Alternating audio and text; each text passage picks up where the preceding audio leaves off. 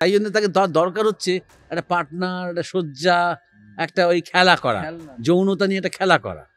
এবং তাই জন্য দায়িত্ব নিতেও সে ভয় পায়, কারণ বাড়িতেও সে এমনভাবে বড় হয়েছে কখনো কখনো দায়িত্ব নিতে হয়নি তাকে। যেটা আমি বলেছি, একজন স্টুডেন্ট যদি সারাক্ষণ পড়াশোনা করতে করতে ভাবে আমি কোয়েশ্চেন কমন পাবো তো, আমি ভালো করে সব লিখতে পারবো তো, আমি সময়ের মধ্যে সবকটা উত্তর শেষ করতে পারবো তো, তাহলে কিন্তু তার পড়াশোনাটা হচ্ছে না।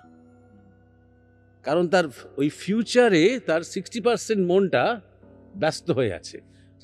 মেয়েদের একটা দায়িত্ব আছে, সমাজকে সংযম শেখানো। সেখানে মেয়েরা যদি নিজেদের শরীরটাকে একটা পণ্য বলে মনে করে, তাহলে সেটা তার একটা ডিগনিটির, তার একটা কি বলবো, তার একটা আত্মমর্যাদার পতন, এবং নারীদের পতন মানে সমাজের পতন। তারপরে সে কি করে একটা ভালো মা হবে বলো? কারণ ফাইনালি তো আমি একজন নারীকে শুধুমাত্র যৌন পণ্য হিসেবে দেখবো না, আমি নারীকে একটা পোটেনশিয়াল মা হিসেবে দেখবো। নমস্কার। আধ্যাত্মিকতা নিয়ে জয়দীপ মহারাজের সাথে করা আমাদের প্রথম এপিসোডটিকে আপনারা প্রত্যেকেই খুব পছন্দ করেছেন এবং ভালোবাসা দিয়েছেন। আমরা প্রচুর কমেন্ট পড়ছিলাম এবং আজকে প্রথম এপিসোডের সূত্র ধরেই সেই এপিসোডকে এগিয়ে নিয়ে যাওয়া হবে দ্বিতীয় এপিসোডে। এবং আপনাদের যে প্রশ্নগুলো আমরা কমেন্ট বক্সে দেখেছি, সেই প্রশ্নগুলোকেই আমরা আজকে জয়দীপ মহারাজের সামনে উত্থাপন করব। এছাড়াও আরও কিছু প্রশ্ন যেগুলো আপনাকে আপনার জীবনে এগিয়ে নিয়ে যেতে হয়তো সামর্থ্য দান করবে। দেখে নিন জয়দীপ মহারাজকে শুধুমাত্র এসএসএন কনভোজে।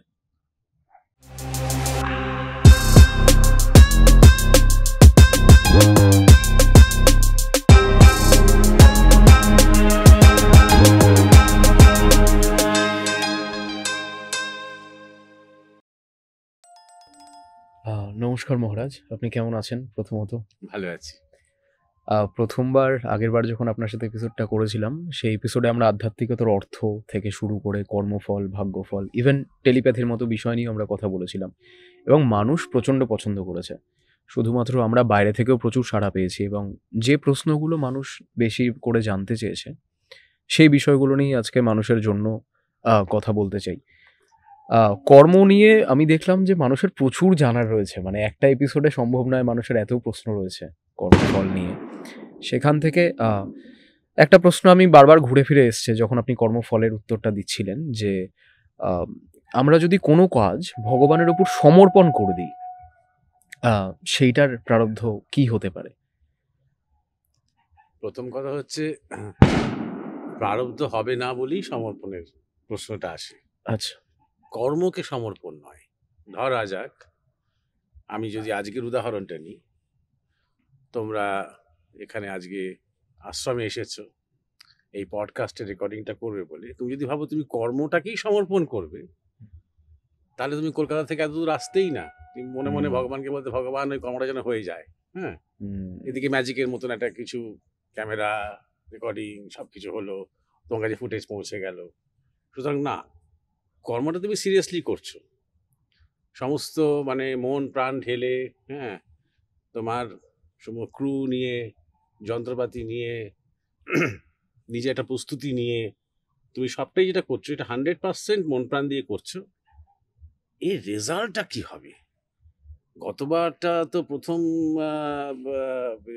পডকাস্টটা তো বেশ ভালোই লোকজন দেখেছে, হ্যাঁ, এত হাজার কি এত লক্ষ পেরিয়ে গেছে। এবারেও কি আমরা সেটা অ্যাচিভ করতে পারবো? এই যে ফলটা ভাবছো, এইটাকে নিবেদন করো। এইটা হচ্ছে সায়েন্সটা, বিজ্ঞানটা। ওটা আমার হাতে নয় তো। আমি যে কর্মটা করছি ওটা তো আমার হাতে না। আমার হাতে কি? যেটা করছি সেটা পারফেক্টলি করার চেষ্টা করা, মন দিয়ে করার চেষ্টা করা, সৎভাবে করার চেষ্টা করা, নিষ্ঠাভাবে করার চেষ্টা করা। এটা আমার হাতে, এটা আমার হাতে রয়েছে। সেটা যে যাতে আমি বেশ সুন্দর করে দক্ষতা ব্যবহার করে আমি করতে পারি, তার জন্য বরং প্রার্থনা করা যে আমাকে শক্তি দাও যাতে আমি ভালো করে করতে পারি। এবং তার ফলটা কি হবে? এটা কি গতবারের মতন সফল হবে, বা তার চেয়েও বেশি হবে, বা অতটা কিছুই হবে না, তেমন লোকজন বুঝবে না, তেমন নেবে না, কি ফল হবে এইটা তো আমার হাতে আগাগোড়া নেই। প্র্যাকটিক্যাল ব্যাপারটা আমার হাতে তো নেই, এটা তোমার ব্যাপার, এটা তো তোমার হাতে ছেড়ে দিচ্ছি। তার জন্য কি হচ্ছে, তখন আর সেই জায়গাটাতে ইগো থাকছে না। এত পরিশ্রম করলাম অথচ মাত্র 50টা লোক দেখলো, এই গোটা কাজ করছে না। তখন অটোমেটিক্যালি ঠিক আছে, এটাই একটা শিক্ষা। হ্যাঁ, আর দর্শকের বা শ্রোতার মনোমর্জি, হ্যাঁ, সেটা প্রেডিক্ট করার দায়িত্ব আমার নয়। হ্যাঁ, নিশ্চয়ই তাদের কোনো কারণে অতটা ভালো লাগেনি, অতটা অ্যাপিল করেনি, বা যে কোনো কারণে চোখে পড়েনি, বা ইউটিউব হয়তো কোনো বদমাইশি করে কমিয়ে দিয়েছে, যাই করুক না কেন, হ্যাঁ, সেটা তো আমার হাতে নয়। হ্যাঁ।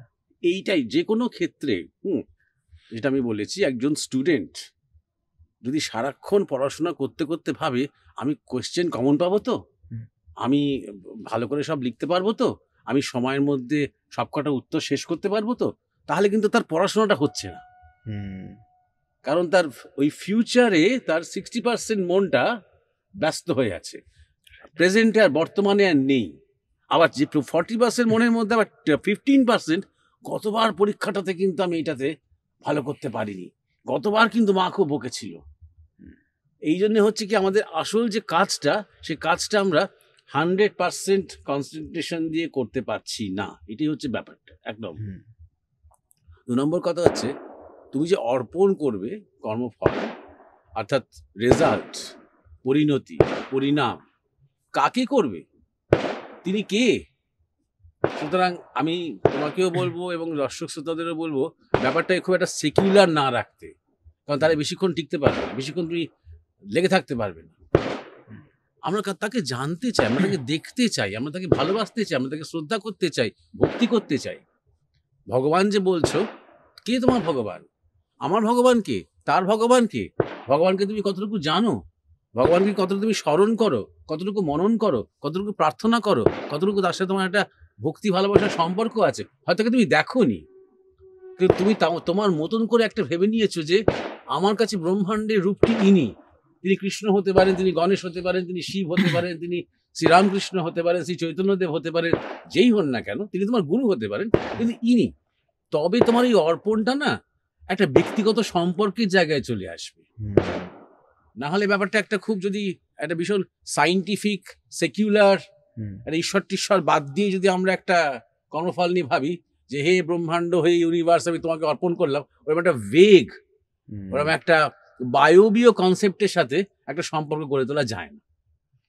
আগে এটা সাধারণত ভক্তদের মানে ওপরে নির্দেশ, যে প্রথমে তুমি অভ্যেস করো এটা, যে কনস্ট্যান্টলি ভবিষ্যৎ না ভেবে বর্তমানে যেটা করছো, যাই করছো না কেন, সেইটাতে একদম 100% মনোনিবেশ করো।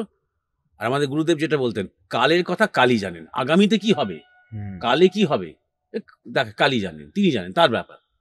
এটা লোকে আমার নাম যশ করবে, না লোকে অন্য কাউকে ভালো বলবে, না লোকে এটা নেবে বা নেবে না, সফল হবে, ব্যর্থ হবে, ব্যবসায়িক কিছু সফল হবে, ওটা আমার দায়িত্ব না, ওটা ভাবার আমার ব্যাপার নয়, ওটা আমার হাতে নেই, ওটা তুমি জানো। ওইটা তোমাকে আমি অর্পণ করলাম। যেমন আমরা অর্পণ করে কি করি বলতো, যে আমরা কোনো রান্না করেছি, আমরা দেবতাকে অর্পণ করলাম, নিবেদন করলাম, ভোগ দিলাম, তারপর যেটা গ্রহণ করলাম তার প্রসাদ রূপে গ্রহণ করলাম, আমার ক্রেডিট রূপে নয়। বুঝতে পারছো? সুতরাং তারপর যদি সাফল্য আসে, হ্যাঁ, সেটা তার প্রসাদ, তিনি এই সাফল্যটুকু আমাকে, মানে তার প্রসাদ, তার সাফল্য, আমি তাকে অর্পণ করেছিলাম, তিনি আমাকে বিতরণ করে কিছুটা দিচ্ছেন, তার ভাগটা, না, ভালোবেসে স্নেহ করে। এই ভাবটা নিলে তখন কর্মফল থেকে কি চলে যাচ্ছে বলতো, আমি এবং অধিকারটা, আমি এবং অধিকারটা তখন ন্যাচারালি তার যে প্রারব্ধ, সেটা আস্তে আস্তে আস্তে আস্তে কাটতে আরম্ভ করছে। এটা কেন করছে ভক্ত? এটা করছে এই কারণে, যাতে ধীরে ধীরে ধীরে ধীরে স্বাধীন হয়ে ওঠা যায়। আগামীর এই কর্মফল, যে কার্মিক যে চেইন, এই কার্মিক চেইন থেকে যাতে সে মুক্ত হতে পারে, বেরোনো যায়। হ্যাঁ, বেরোনো যায়। বেরিয়ে সে কি করবে? শুধুমাত্র একটা জন্ম মৃত্যু থেকে বাঁচবে তা নয়, বেরিয়ে সে আরো বেশি ভগবানের কাছাকাছি আসতে পারবে, আরো বেশি তার যে ইষ্ট, তার যে দেবতা, তার কাছে আরো সমর্পিত হতে পারবে। যখনই সে তার সাংসারিক, তার ব্যবসায়িক, তার অর্থনৈতিক, তার সম্পর্কজনিত যা কিছু কর্ম, তার ফল যখন তাকে অর্পণ করে দিচ্ছে, আস্তে আস্তে আস্তে আস্তে সে নিজে ফাঁকা হচ্ছে। সেই ফাঁকা জায়গাটা তখন ভরাট করছে তার ইষ্ট, আর ধীরে ধীরে ধীরে তার জীবনটা ভগবতমুখী হয়ে উঠছে। এটাই হচ্ছে কর্মফল অর্পণ করার বিজ্ঞানটা। আচ্ছা, মানে তাহলে আমরা ফলের আশাটা করব না। ফলের আশা দেখো অত সহজ নয়। ফলের আশা করবে না তো তুমি কি করবে? মানে একটা বিকল্প আছে তো, হ্যাঁ, মানে সেই আমি বিকল্পটা হচ্ছে যে আমি ভগবত চিন্তা করব। হুম, আমার যখনই আমি ফলের কথা ভাববো তখন আমি ভগবত চিন্তা করবো। ধরো তুমি তোমার ছোট্ট সন্তানটির জন্য কিছু করছো। সন্তানটির জন্য তুমি খুব পরিশ্রম করে কিছু একটা তৈরি করছো লুকিয়ে, লুকিয়ে তাকে না জানিয়ে। সবসময় তোমার তার মুখটা মনে পড়ছে কিন্তু। হুম, আমি করছি, আমি একটা বাবা, আমি এটা করার পর তখন সন্তান বলবে, "হ্যাঁ, সত্যিই তুমি একজন যোগ্য বাবা।" এরকম তো নয়। বা তুমি একটা হ্যাঁ, বাবা বলে একটা সার্টিফিকেট পাবে তা তো নয়। তোমার শুধুমাত্র একটা বাৎসল্য কাজ করছে যে ও পেয়ে কত খুশি হবে। হুম, বলবে, "বাহ! দারুণ লাগছে, এটা দারুণ করেছো, কখন করলে?" এই যে খুশিটা হবে, হ্যাঁ? হুম, এই খুশি হবে। ঠিক সেই রকমই যখন আমি অর্পণ করছি, আমি কিন্তু তাকে স্মরণ করছি। যা কিছু ভালো মন্দ যা কিছু সব তোমার, হ্যাঁ? এই করতে, করতে শুধু ফলের আশা করেও ছেড়ে দিলাম কাল থেকে তা নয়। আমি আরো বেশি ভগবতমুখী হলাম। মানে এটার আমরা সাথে কোথাও রিলেটেড। না হলে অর্পণ করা যাবে না। আ এটাই বলছি। মানে কর্তব্যের দৃষ্টিভঙ্গি থেকে করব না বিষয়টাকে। মানে আরো একটা বিষয় এখানে আসে যে অনেকে রিলেশনশিপের দৃষ্টিভঙ্গি থেকে, আচ্ছা, সম্পর্কের দৃষ্টিভঙ্গি থেকে। তোমার সাথে তোমার ইষ্টের সম্পর্ক, হ্যাঁ, তোমার সাথে তোমার গুরুর সম্পর্ক, তোমার সাথে তোমার দেবতার সম্পর্ক। সেই সম্পর্কের দৃষ্টিভঙ্গি থেকে। হ্যাঁ, কেউ আর একজন সেখানে সেই সম্পর্কটা কর্তব্য নয়। হুম, কর্তব্য নয়। আবার সন্তানের কথায় আসছি। তুমি তোমার সন্তানকে জড়িয়ে ধরে এটা আদর করলে এটা তোমার কর্তব্য নয়। এটা তোমার হুম, আনন্দ। হুম, এটা তোমার রোমাঞ্চ, এটা তোমার আস্বাদন। এটা হুম। কর্তব্য নয়, ডিউটি নয়। কেউ তোমায় লিখে দেয়নি সকালবেলা, "সৌভিক দিনে ৪ বার বাচ্চাকে একটু আদর করবে।" আচ্ছা, এটা কি ওই একই জিনিস যখন শ্রীকৃষ্ণ অর্জুনকে বলছেন যে তুমি ক্ষত্রিয় ধর্মের পালন করো এটা তোমার কর্তব্য? মানে এটা কি ওই একই সুতোয় আমরা গাঁথতে পারি কোথাও? এটা তোমার যোগী হিসেবে কর্তব্য। কারণ অর্জুন কিন্তু খেয়াল রাখতে হবে তিনি একজন যোগী। ক্ষত্রিয় বলতে দেখো নানা রকমের সাধনা হয় তো, হুম, হুম? যোগ সাধনা রজগুণের জন্য। হুম, যারা রজগুণী, হুম, যারা বেশ উদ্যোগ নিয়ে বীরত্বের সহিত কনসেনট্রেশন করে কাজ করতে পারে। ধরো রজগুণী কেমন ধরো? তুমি হয়তো বললে যে, "মহারাজ আমি কাল থেকে আর মাছটা খাবো না।" হুম। হুম? বললে এবারে কাল দুবেলাটা ম্যানেজ করতে পারলে, রাত্রিবেলাতেই তোমার কেউ একজন বন্ধু বলল, "আরে একটুখানি দারুণ টেস্ট।" আচ্ছা খাই। লোভ সামলাতে হ্যাঁ, পারলাম না। মানে রজগুণটা নেই। হুম, তার মানে তুমি খারাপ লোক নও কিন্তু। কিন্তু হুম, রজগুণী, তুমি যতই লোভ দেখাও না কেন, আমি একবার বলে দিয়েছি, হুম, মুখ থেকে বার করে দিয়েছি, ব্যাস আমি এখন খাবো না। ১ বছর আমি খাবো না। এইটা রজগুণ। এই রজগুণকে বলে খাদ্যশক্তি। বুঝতে পারছো? হুম, অর্জুনের সেই রজগুণ ছিল। সুতরাং তার কর্তব্যটা এখানে যেটা শ্রীকৃষ্ণ বলছেন অ্যাকচুয়ালি তার ধর্ম। হুম, সেই সময় যুদ্ধক্ষেত্রে দাঁড়িয়ে তার ওইখানে জেনারেল হওয়া, পাণ্ডবদের নেতৃত্ব দেওয়া, হুম, যুদ্ধে অংশগ্রহণ করা তার ক্ষাত্র ধর্ম। সেইটাই স্বধর্ম শ্রীকৃষ্ণ বলছেন। এটাই হুম। তাকে মনে করিয়ে দিচ্ছেন যে তুমি ধর্মচ্যুত হইও না। তুমি যে বলছো তুমি ব্যাসদেবের মতো নরণ্যে গিয়ে সাধনা করবে, হুম, ওটা ব্যাসদেবের ধর্ম। ওটা আচ্ছা। সত্যগুণী। হুম, ওটা তোমার ধর্ম নয়। তোমার ধর্ম এখানে যুদ্ধক্ষেত্রে দাঁড়িয়ে যুদ্ধ করা। ব্যাসদেব যে কাজটা করছে তার একটা দর্শন রয়েছে। তোমার যে খাদ্য ধর্ম রয়েছে তার দর্শনটা কি এই আমি তোমাকে বলছি। এই ভগবদ গীতা। বুঝতে পারছো? হুম। এইখানে না অনেকে বলে যে আমরা যদি রেজাল্টের দিকে না তাকাই তাহলে আমরা নিজেকে মোটিভেট করব কি করে সেই উদ্দেশ্য, কাজটা করার জন্য। উদ্দেশ্য দিয়ে। যেমন এখানে একটা প্রফিট এক্সাম্পল দিয়ে নয়। ধরো আমি আমি এই তোমারই পডকাস্টের উদাহরণটা দিয়ে শুরু করেছিলাম বলে ওটাই হুম, বলছি। হুম, যদি আমার উদ্দেশ্য হয় হুম, যে ঈশ্বরের ইচ্ছায় এইরকম ধরনের কথা, এইরকম ধরনের শিক্ষা, মানুষের এরকম কাছে ধরনের পৌঁছে আধুনিক যাক। জ্ঞান মানুষের মধ্যে পৌঁছে যাক। মানুষ জানুক হুম, ভারতবর্ষের যে প্রাচীন বিজ্ঞানের মধ্যে কত আধুনিকতা, হ্যাঁ? হুম, কত মানে রত্ন লুকিয়ে রয়েছে যেটা পাশ্চাত্যরা আমার দিতে পারবে না। এইটা উদ্দেশ্য। আমি এর YouTube মনিটাইজ করে কত টাকা পাবো হুম, এটা আমার উদ্দেশ্য নয়। হুম, ওটা ঈশ্বরের ইচ্ছা। এটার কত ভিউজ হবে এটা আমার উদ্দেশ্য নয়। ওটা ঈশ্বরের ইচ্ছা। উদ্দেশ্য যদি তোমার একটা বড় ছবি চোখের সামনে থাকে না, হুম, সেটাই তোমার মোটিভেটিং পাওয়ার। তাই না? বিবেকানন্দ বলতেন, "প্রচন্ড উৎসাহ নিয়ে কাজ করবি, কিন্তু সম্পূর্ণ নিরাসক্ত হয়ে থাকবি।" হুম। বা মনে হবে কন্ট্রাডিকশন। উৎসাহটা আসবে কি হ্যাঁ, করে? এইটা আমারও মনে হয়। উৎসাহটা হ্যাঁ। আসবে হুম, গুরু বলেছে। এই ক্ষেত্রে হুম, স্বামীজি এখানে বলছেন, গুরু বলেছেন। আমরা শ্রীরামকৃষ্ণের কাজ করছি, মানব সেবার কাজ করছি, শিবজ্ঞানে জীবসেবার কাজ করছি। এটা আমার বিরাট উদ্দেশ্য। আর ঝাঁপিয়ে পড়বো।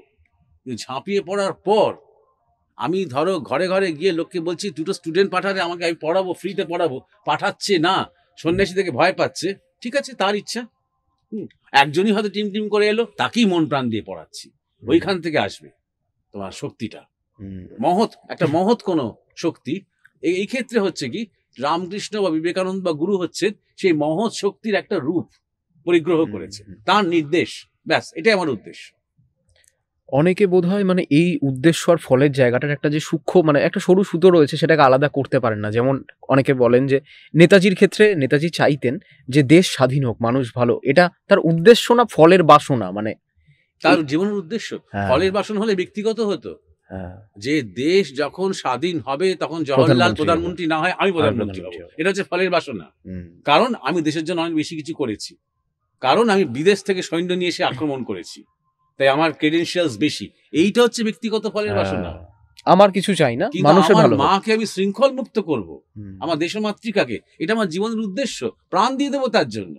তাতে আমাকে ও লোকে চিনলো না চিনলো বয়ে গেল, হুম, তাতে লোকে আমাকে হিটলারের দোসর বললো, কি মুসলিনী চামচা বললো, কি তেজের কুকুর বললো, আমার বয়ে গেল। হ্যাঁ, আমি জানি আমি আমার উদ্দেশ্য কি। হ্যাঁ, এটা হচ্ছে উদ্দেশ্য। হুম। মহারাজ অনেকে মানে যখন জীব সেবায় শিব সেবা কথাটা শুনি, তখন আমি এই কথাটা অনেককে বলতে শুনেছি যে আমরা তো যাদের জ্ঞানের গণ্ডিটা হয়তো এখনো অবধি অতটা তাদের মাথাটা হয়তো খোলা নয়, আমি সাধারণ মানুষের কথা বলছি। তারা অনেকে বলে যে আমি তো ভগবানকে কখনো দেখিনি। ছোটোর থেকে বাবা এসে আমাকে জলপট্টি করেছে। আমি মানুষের সেবা করব। আমার কাছে সেটাই ঈশ্বর।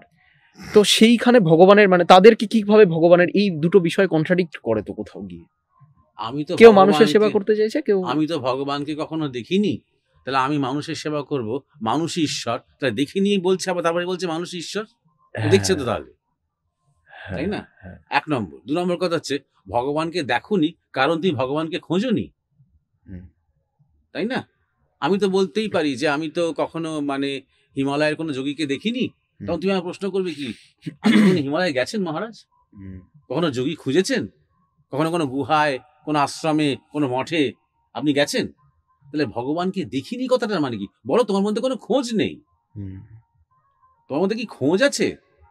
তুমি কি করে ভগবানকে দেখবে? লোকে একটা কিছু জানতে গেলে তার কত চর্চা করতে হয়। একটা ফিজিক্সের ফর্মুলা জানতে গেলে, একটা অঙ্ক কষতে গেলে, সে কত তাকে চর্চা করতে হয়, তাকে পড়াশোনা করতে হয়। সেরকম ভগবানকে দেখার জন্য তুমি কি করেছো? একটু সাধনা করেছো? একটু ধ্যান করেছো? ভগবানকে তুমি কোথায় দেখবে? আকাশে দেখবে? বাতাসে দেখবে? মন্দিরে দেখবে? নাকি তোমার মধ্যে দেখবে? হুম, সেটা জানো। তারপর এরকম একটা লুজ হালকা কথা বলে যে ভগবানকে দেখিনি। অবশ্যই দেখোনি ভগবানকে। ভগবানকে দেখতে জানো, তারপরে দেখিনি বলো। হুম। বুঝতে পেরেছো? তারপরেই বলছো আমার কাছে মানুষ ঈশ্বর। তোমার কাছে মানুষ ঈশ্বর মানে? তার মানে তো ঈশ্বর বলছো তবে তুমি। তা একজনকে তো ঈশ্বর বলছো উইদাউট কোয়ালিফিকেশন, না বুঝে ভাষা ব্যবহার করছো। হুম, ঈশ্বর শব্দটারও মানে জানো না, ভগবান শব্দটারও মানে জানো না। হুম, হ্যাঁ, এই যে শব্দের মানে না বুঝে আমরা মানুষের সেবা করব, এটা একটা অহংকারের প্রতিফলন মাত্র। এনজিও হুম, করে, রাজনৈতিক ওয়ার্কাররাও মানুষের সেবা করে। সে সেবা করে উদ্দেশ্য নেই যে আমি ভোট পাবো বলে। সেরকম তুমিও তেমন সেবা করবে আর বলবে আমি খুব মানুষের সেবা করি, আমি 50টা বাচ্চাকে পড়াই, আমি এতগুলো কম্বল বিতরণ করি। এই তো তুমি করবে সারা জীবন, অহংকারের প্রকাশ করবে, আরো প্রারব্ধ হবে, কর্মফল তৈরি হবে তোমার। তাহলে হুম, তাতে লাভটা কি হবে? তুমি যদি প্রকৃতই ভগবত চিন্তা করতে চাও, হ্যাঁ, তাহলে তুমি খোঁজো, কোথাটা তোমার জীবনে একটা খোঁজ থাকুক, তারপরে বলো যে আমি খুঁজছি, আমি এখনো ভগবানকে দেখিনি। তুমি যদি মানুষকে ঈশ্বর বলো, হ্যাঁ, হুম, তাহলে জানো যে কোনো মানুষই অ্যাকচুয়ালি ঈশ্বর নয়। প্রত্যেক মানুষ ঈশ্বরের সম্ভাবনা নিয়ে রয়েছে, আচ্ছা। ঈশ্বরত্বের সম্ভাবনা নিয়ে রয়েছে। সেই সম্ভাবনাকে জাগানোই হচ্ছে যোগের কাজ। হুম, ধ্যান, জপ, যোগ, ভক্তি যা কিছু করে মানুষ নিজের সম্ভাবনাকে জাগায়। এই তুমি বললে শিবজ্ঞানের জীবসেবা। প্রত্যেক জীবের মধ্যে অবশ্যই শিব রয়েছেন, কিন্তু এই মুহূর্তে তুমি শিব নও। এই মুহূর্তে আমিও শিব নই। যারা বসে আছে তারা কেউ এখনো শিব নয়। যখন ওদের জীবত্ব নাশ হবে তখন সবাই শিব, অর্থাৎ শিবত্বের সম্ভাবনা রয়েছে। হুম, একটা যেমন কুড়ি দেখিয়ে তুমি তো বলবে না এই দেখুন মহারাজ এই ফুটন্ত ফুলটা আপনাকে দিলাম। হুম, আমি বলবো না এখনো ফোটেনি ফুলটা, এটা কুড়ি হয়ে আছে, আস্তে আস্তে ফুটে উঠবে, আস্তে আস্তে সব কটা পাপড়ি একদিন মেলবে। হুম, আর একটু অপেক্ষা করতে হবে, একটু যত্ন করতে হবে, ঠিক জায়গায় রাখতে হবে। বুঝতে পারছো? ঠিক তেমনই প্রত্যেকটা মানুষ আমরা সেই কুড়ি হয়ে আছি, সেটা আমরা ফুটে উঠবো। সুতরাং শিবজ্ঞানে জীবসেবা মানে যে শিবজ্ঞানে আগে আমার মধ্যে জ্ঞান হোক যে আমার মধ্যে শিব আছে, তখনই আমি দেখব আমার মধ্যে যা আছে সবার মধ্যেই তাই আছে। হুম, সে একই শিব সর্বত্র বিরাজমান। প্রত্যেক নরে নারায়ণ আছে, কিন্তু এখনো প্রস্ফুটিত নয়, ঘুমন্ত হয়ে আছে, সম্ভাবনা হয়ে আছে। সেই সম্ভাবনাকে জাগানোর জন্যই সাধনা। এবং হয়তো নিজের মধ্যে এটা রয়েছে, মানে শিব রয়েছে, এটা জানতে না পারলে মানে মানুষের ব্যথা দুঃখগুলো বুঝতে পারবো না, এবং তুমি সেবার যে আমরা যে সেবার কথাটা বলি সেটাও হয়তো সম্ভব নয়। হবে না। হুম। মানে যতক্ষণ না আমরা একে অপরকে দেখতে পাবো যে আমিও যে সে মানুষটা, সামনের মানুষটাও সেটা। হুম। মহারাজ, আগের বার আমরা অ্যাস্ট্রোলজি নিয়ে কথা বলেছিলাম। হুম। আমাকে দুজন এই প্রশ্নটা আমি দেখছিলাম যে এসছে, বা এটা আমারও মাথায় এসছে যে প্রবল ইচ্ছাশক্তি বা চেষ্টার বা প্রার্থনার দ্বারা, আপনি বলেছিলেন যে আমরা তো জানিই না আমাদের কি রয়েছে, যে অ্যাস্ট্রোলজিক্যাল আমরা যে ভয়টা পাচ্ছি যে আমার এটা হতে পারে, কোনো অ্যাস্ট্রোলজার বলেছে, এবং তারপরে হয়তো সেটাকে মাথায় রেখে বদলানোর চেষ্টা করাটাই বোকামোর মতো একটা কাজ। কিন্তু কয়েকজন মানুষ এরকম প্রশ্ন করছিলেন যে প্রবল ইচ্ছাশক্তি বা চেষ্টার বা প্রার্থনার দ্বারা আমরা কি কোনো যদি প্রেডিকশন যদি থেকেও থাকে বা জ্যোতিষ যদি সত্যি হয়, এবং আমি মেনে নিলাম যে সেটা ঘটতে চলেছেই, সেটাকে কি বদলানো সম্ভব? যদি ইচ্ছা শক্তি থাকে তাহলে অবশ্যই বদলানো সম্ভব। একটা জিনিস সবসময় জেনো, যে প্রকৃতিতে যেমন একটা নিয়ম আছে, তেমন প্রকৃতিতে কিছু ব্যতিক্রমও আছে। আরো একটা জিনিস খেয়াল রেখো, যে প্রকৃতির মধ্যে মানে একটা স্ট্যাটিক কিছু ব্যাপার নেই, যে সবকিছু একদম ধরা বাঁধা গতে, এইটা ঘটে যাবে, এটা ঘটবেই, এছাড়া হবে মানে এর কোনো ব্যতিক্রম হবে না, একটা স্ট্যাটিক মুভমেন্ট এরকম কিছু নয়। যেমন ধরো, আমি একটা উদাহরণ বলছি। গুরু মহারাজ বললেন, ধর একটা বাসের মধ্যে একটা বাসের মধ্যে অনেক প্যাসেঞ্জার রয়েছে, সেই বাসটা সেই দিন অ্যাক্সিডেন্ট হওয়ার কথা। পাকি চক্রে সেই বাসটাতে একটা সাধু উঠলো, একটা ভালো লোক উঠলো আর কি, খুব ভালো সাধু উঠেছে। সে কিছুই জানে না সেই বাসটাতে অ্যাক্সিডেন্ট হবে, তাও জানে না, সে উঠেছে। ওই যে বাসটাতে বসে আছে, আর যেমন সবসময় মনে মনে জব করে যায়, সে জব করে যাচ্ছে। এবার সেই সাধুটা কিন্তু আরো অনেক দিন মানে বেঁচে থাকার কথা। হ্যাঁ, সেই দিন বাসটার অ্যাক্সিডেন্ট হলোই না, সেই সাধুটা সেদিন সেই বাসটার মধ্যে ছিল বলে। সেই দিন কিন্তু আরো 50টা লোক ওই বাসের মধ্যে ছিল, যারা অ্যাক্সিডেন্টের মৃত্যু একটা যোগ ছিল, তাই জন্যই সবাই ওইখানে একত্রিত হয়েছিল। এটা আমাদের গুরু মহারাজ বারবার বলতে, যখনই কোনো বড় ধরনের জাহাজ ডুবি হয়, বড় ধরনের অ্যাক্সিডেন্ট হয়, মহামায়া, হ্যাঁ, অনেক অনেক পূর্ব কর্মর কারণে কিছু অ্যাক্সিডেন্টের যোগ আছে, তাদের সবাইকে একটা জায়গায় নিয়ে আসে। অথচ মাঝে মাঝে সেটা হয়ও না, কারো না কারো উপস্থিতির জন্য। অর্থাৎ প্রকৃতিতে সবসময় একটা ফ্লেক্সিবল ব্যাপার রয়েছে, নির্দিষ্ট নয়, সঙ্গে সঙ্গে পাল্টে গেল, মানে চিত্রটা একটু ব্লু প্রিন্টটা পাল্টে গেল, আবার অন্য অন্য কিছু করে আবার হয়তো পাল্টে গেল, আবার হয়তো কয়েকজনের অন্য কোনো সময় অ্যাক্সিডেন্টটা হলো ওই বাসের যারা ছিল। এর উপরে সিনেমাও হয়েছে। এর উপরে আমি সিনেমার নাম ভুলে গেছি, বিখ্যাত একটা সিনেমা হয়েছিল, যে একটা এরোপ্লেনের মধ্যে এক দঙ্গল ছেলে মেয়ের, তাদের প্রত্যেকের মৃত্যু হওয়ার কথা ছিল, কিন্তু কোনো কারণে সেই মৃত্যুটা হলো না, অ্যাভয়েড করতে পারলো ওরা। এরপরে সেই মৃত্যু কিন্তু ওদের পেছনে তাড়া করছে, ওরা বুঝতে পারছে যে সিকোয়েন্স অনুযায়ী একের এক মৃত্যুটা হবে, এমন ব্যাপার ছিল। সুতরাং প্রকৃতির মধ্যেই এই ডাইমেনশনস গুলো রয়েছে, এই ব্যতিক্রম গুলো রয়েছে।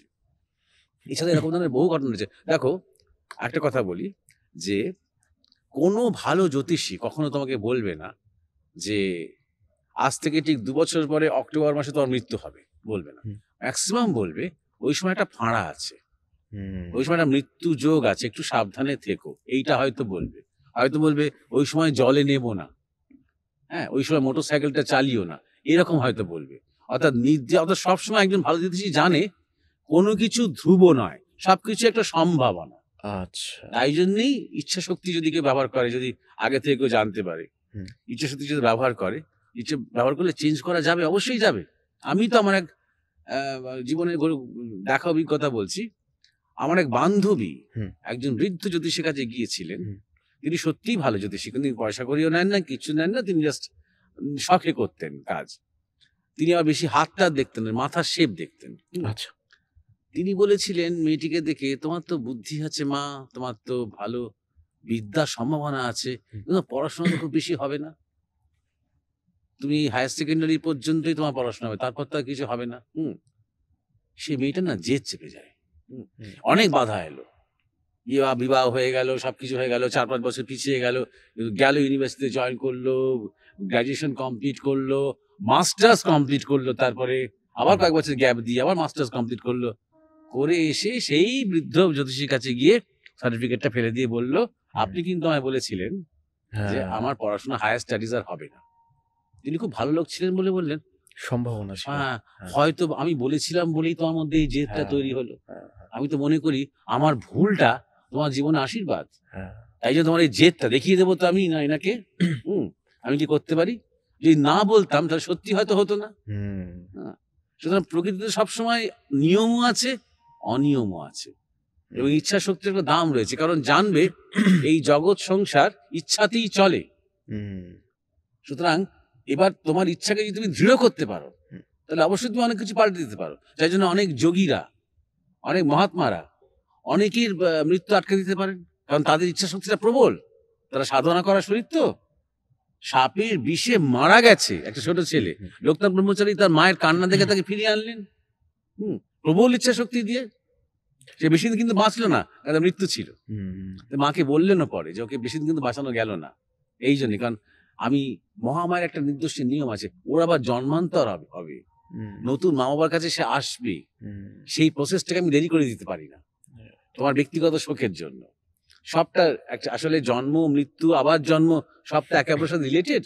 হুম, সুতরাং নিজের ইচ্ছা শক্তিকে তুমি যদি আরো দৃঢ় করতে পারো, হুম। আরো প্রবল করতে পারো, তাহলে নিশ্চয়ই তুমি ইচ্ছা শক্তি দিয়ে অনেক ভালো কাজ করতে পারবে, এবং ওই জ্যোতিষের প্রেডিকশন ফেল করে যাবে। যে কোনো জ্যোতিষী বলে যে আমি একটা সম্ভাবনা তোমাকে দেখাচ্ছি মাত্র, কিন্তু এইটাই যে সবটা একদম হুবহু তোমার জীবনে হবে সেরকম বলা যায় না, আর সেটা বলাও যায় না।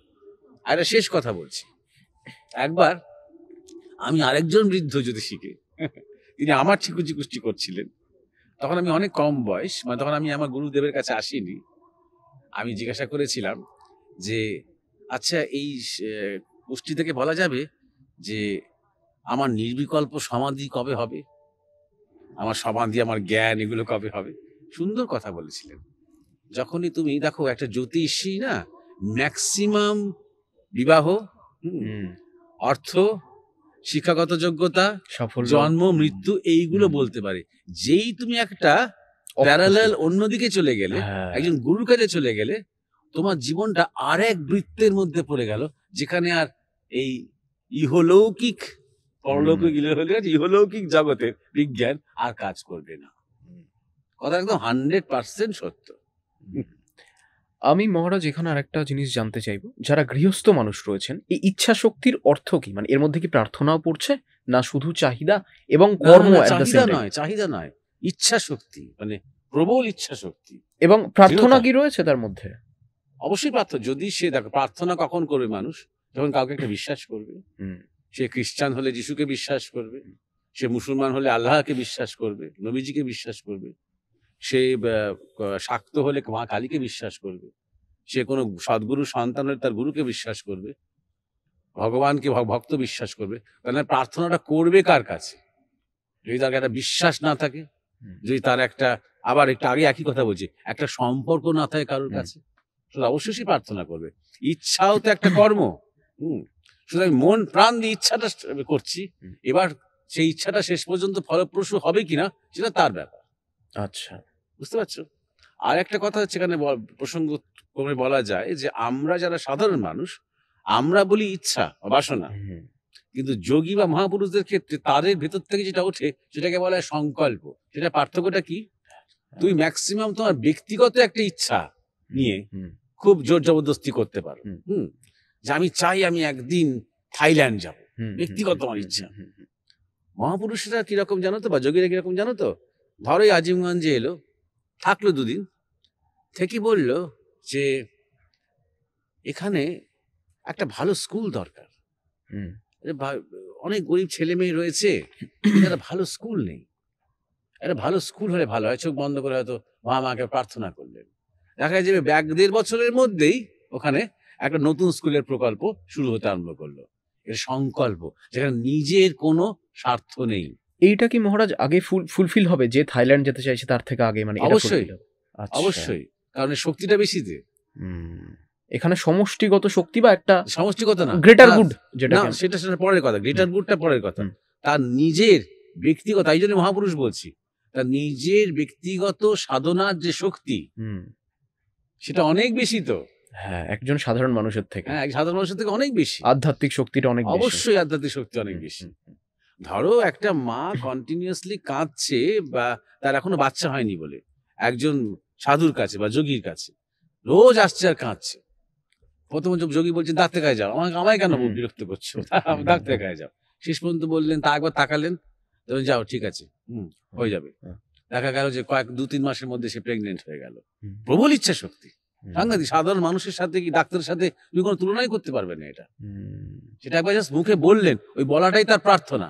ভগবানকে বললেন তুমি দায়িত্ব নাও, এই মুখ দিয়ে যখন বার করলে কথাটা, মাকে নিশ্চিন্ত করলে, তখন তুমি দায়িত্ব নাও। সাংঘাতিক ইচ্ছা শক্তি এটা, বুঝতে পারছো? তো এরকম ধরনের শক্তি তখনই হয় যখন পেছনে সাধনা থাকে, যোগ থাকে, তো একটা আলাদা শক্তি হয়। এটা ফার্স্ট।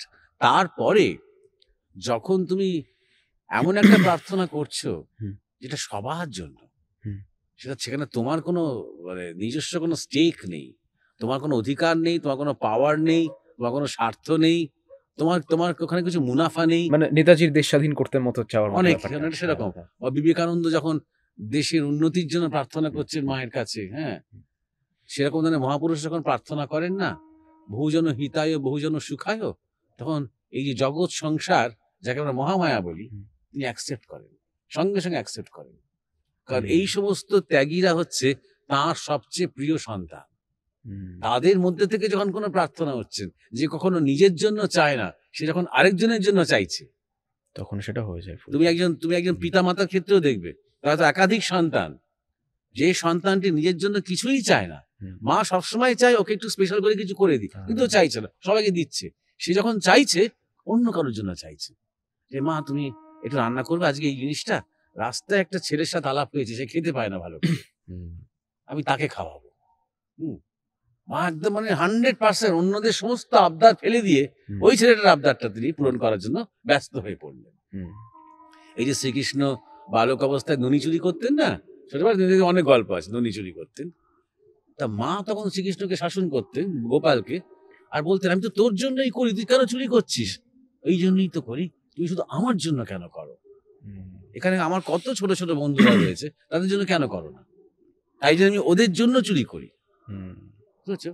এইরকম ধরনের যখন চাহিদা অপরের জন্য, নিজের জন্য নয়, সেটা মহামায়া আগে আগে অ্যাকসেপ্ট করে। মানে কর্মের ফলটা বোধহয় এভাবেই কাজ করে, যে একটা কথা রয়েছে যে গিভিং অ্যাকচুয়ালি ইজ টেকিং। মানে কোথাও একটা যখন তুমি মানুষের জন্য দিবে, তুমি এত পাবে, তুমি হয়তো সেটা আশাও করতে পারোনি কখনো, এবং আশা করো না, তাহলেই গিভিং থাকছে না তাহলে ব্যাপারটা। সেখানে আমি যদি ভাবি আমি এই লোকটাকে দান করছি, সেটার পেছনে কিছু পাবো, খুব খুশি হয়ে, এটা 7 গুণ আমাকে ফেরত দেবে, তাহলে আসলে গিভিং থাকছে না। তখনই একটা স্বার্থ নিতে চলে আসে।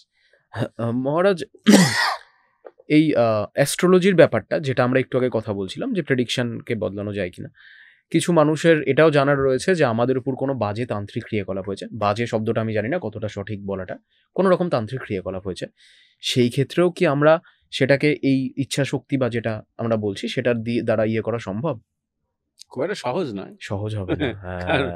বান, সম্মোহন, তার প্রবল শক্তি, মানে মারণ, উচ্চাটন, এরকম অনেক কিছু আছে।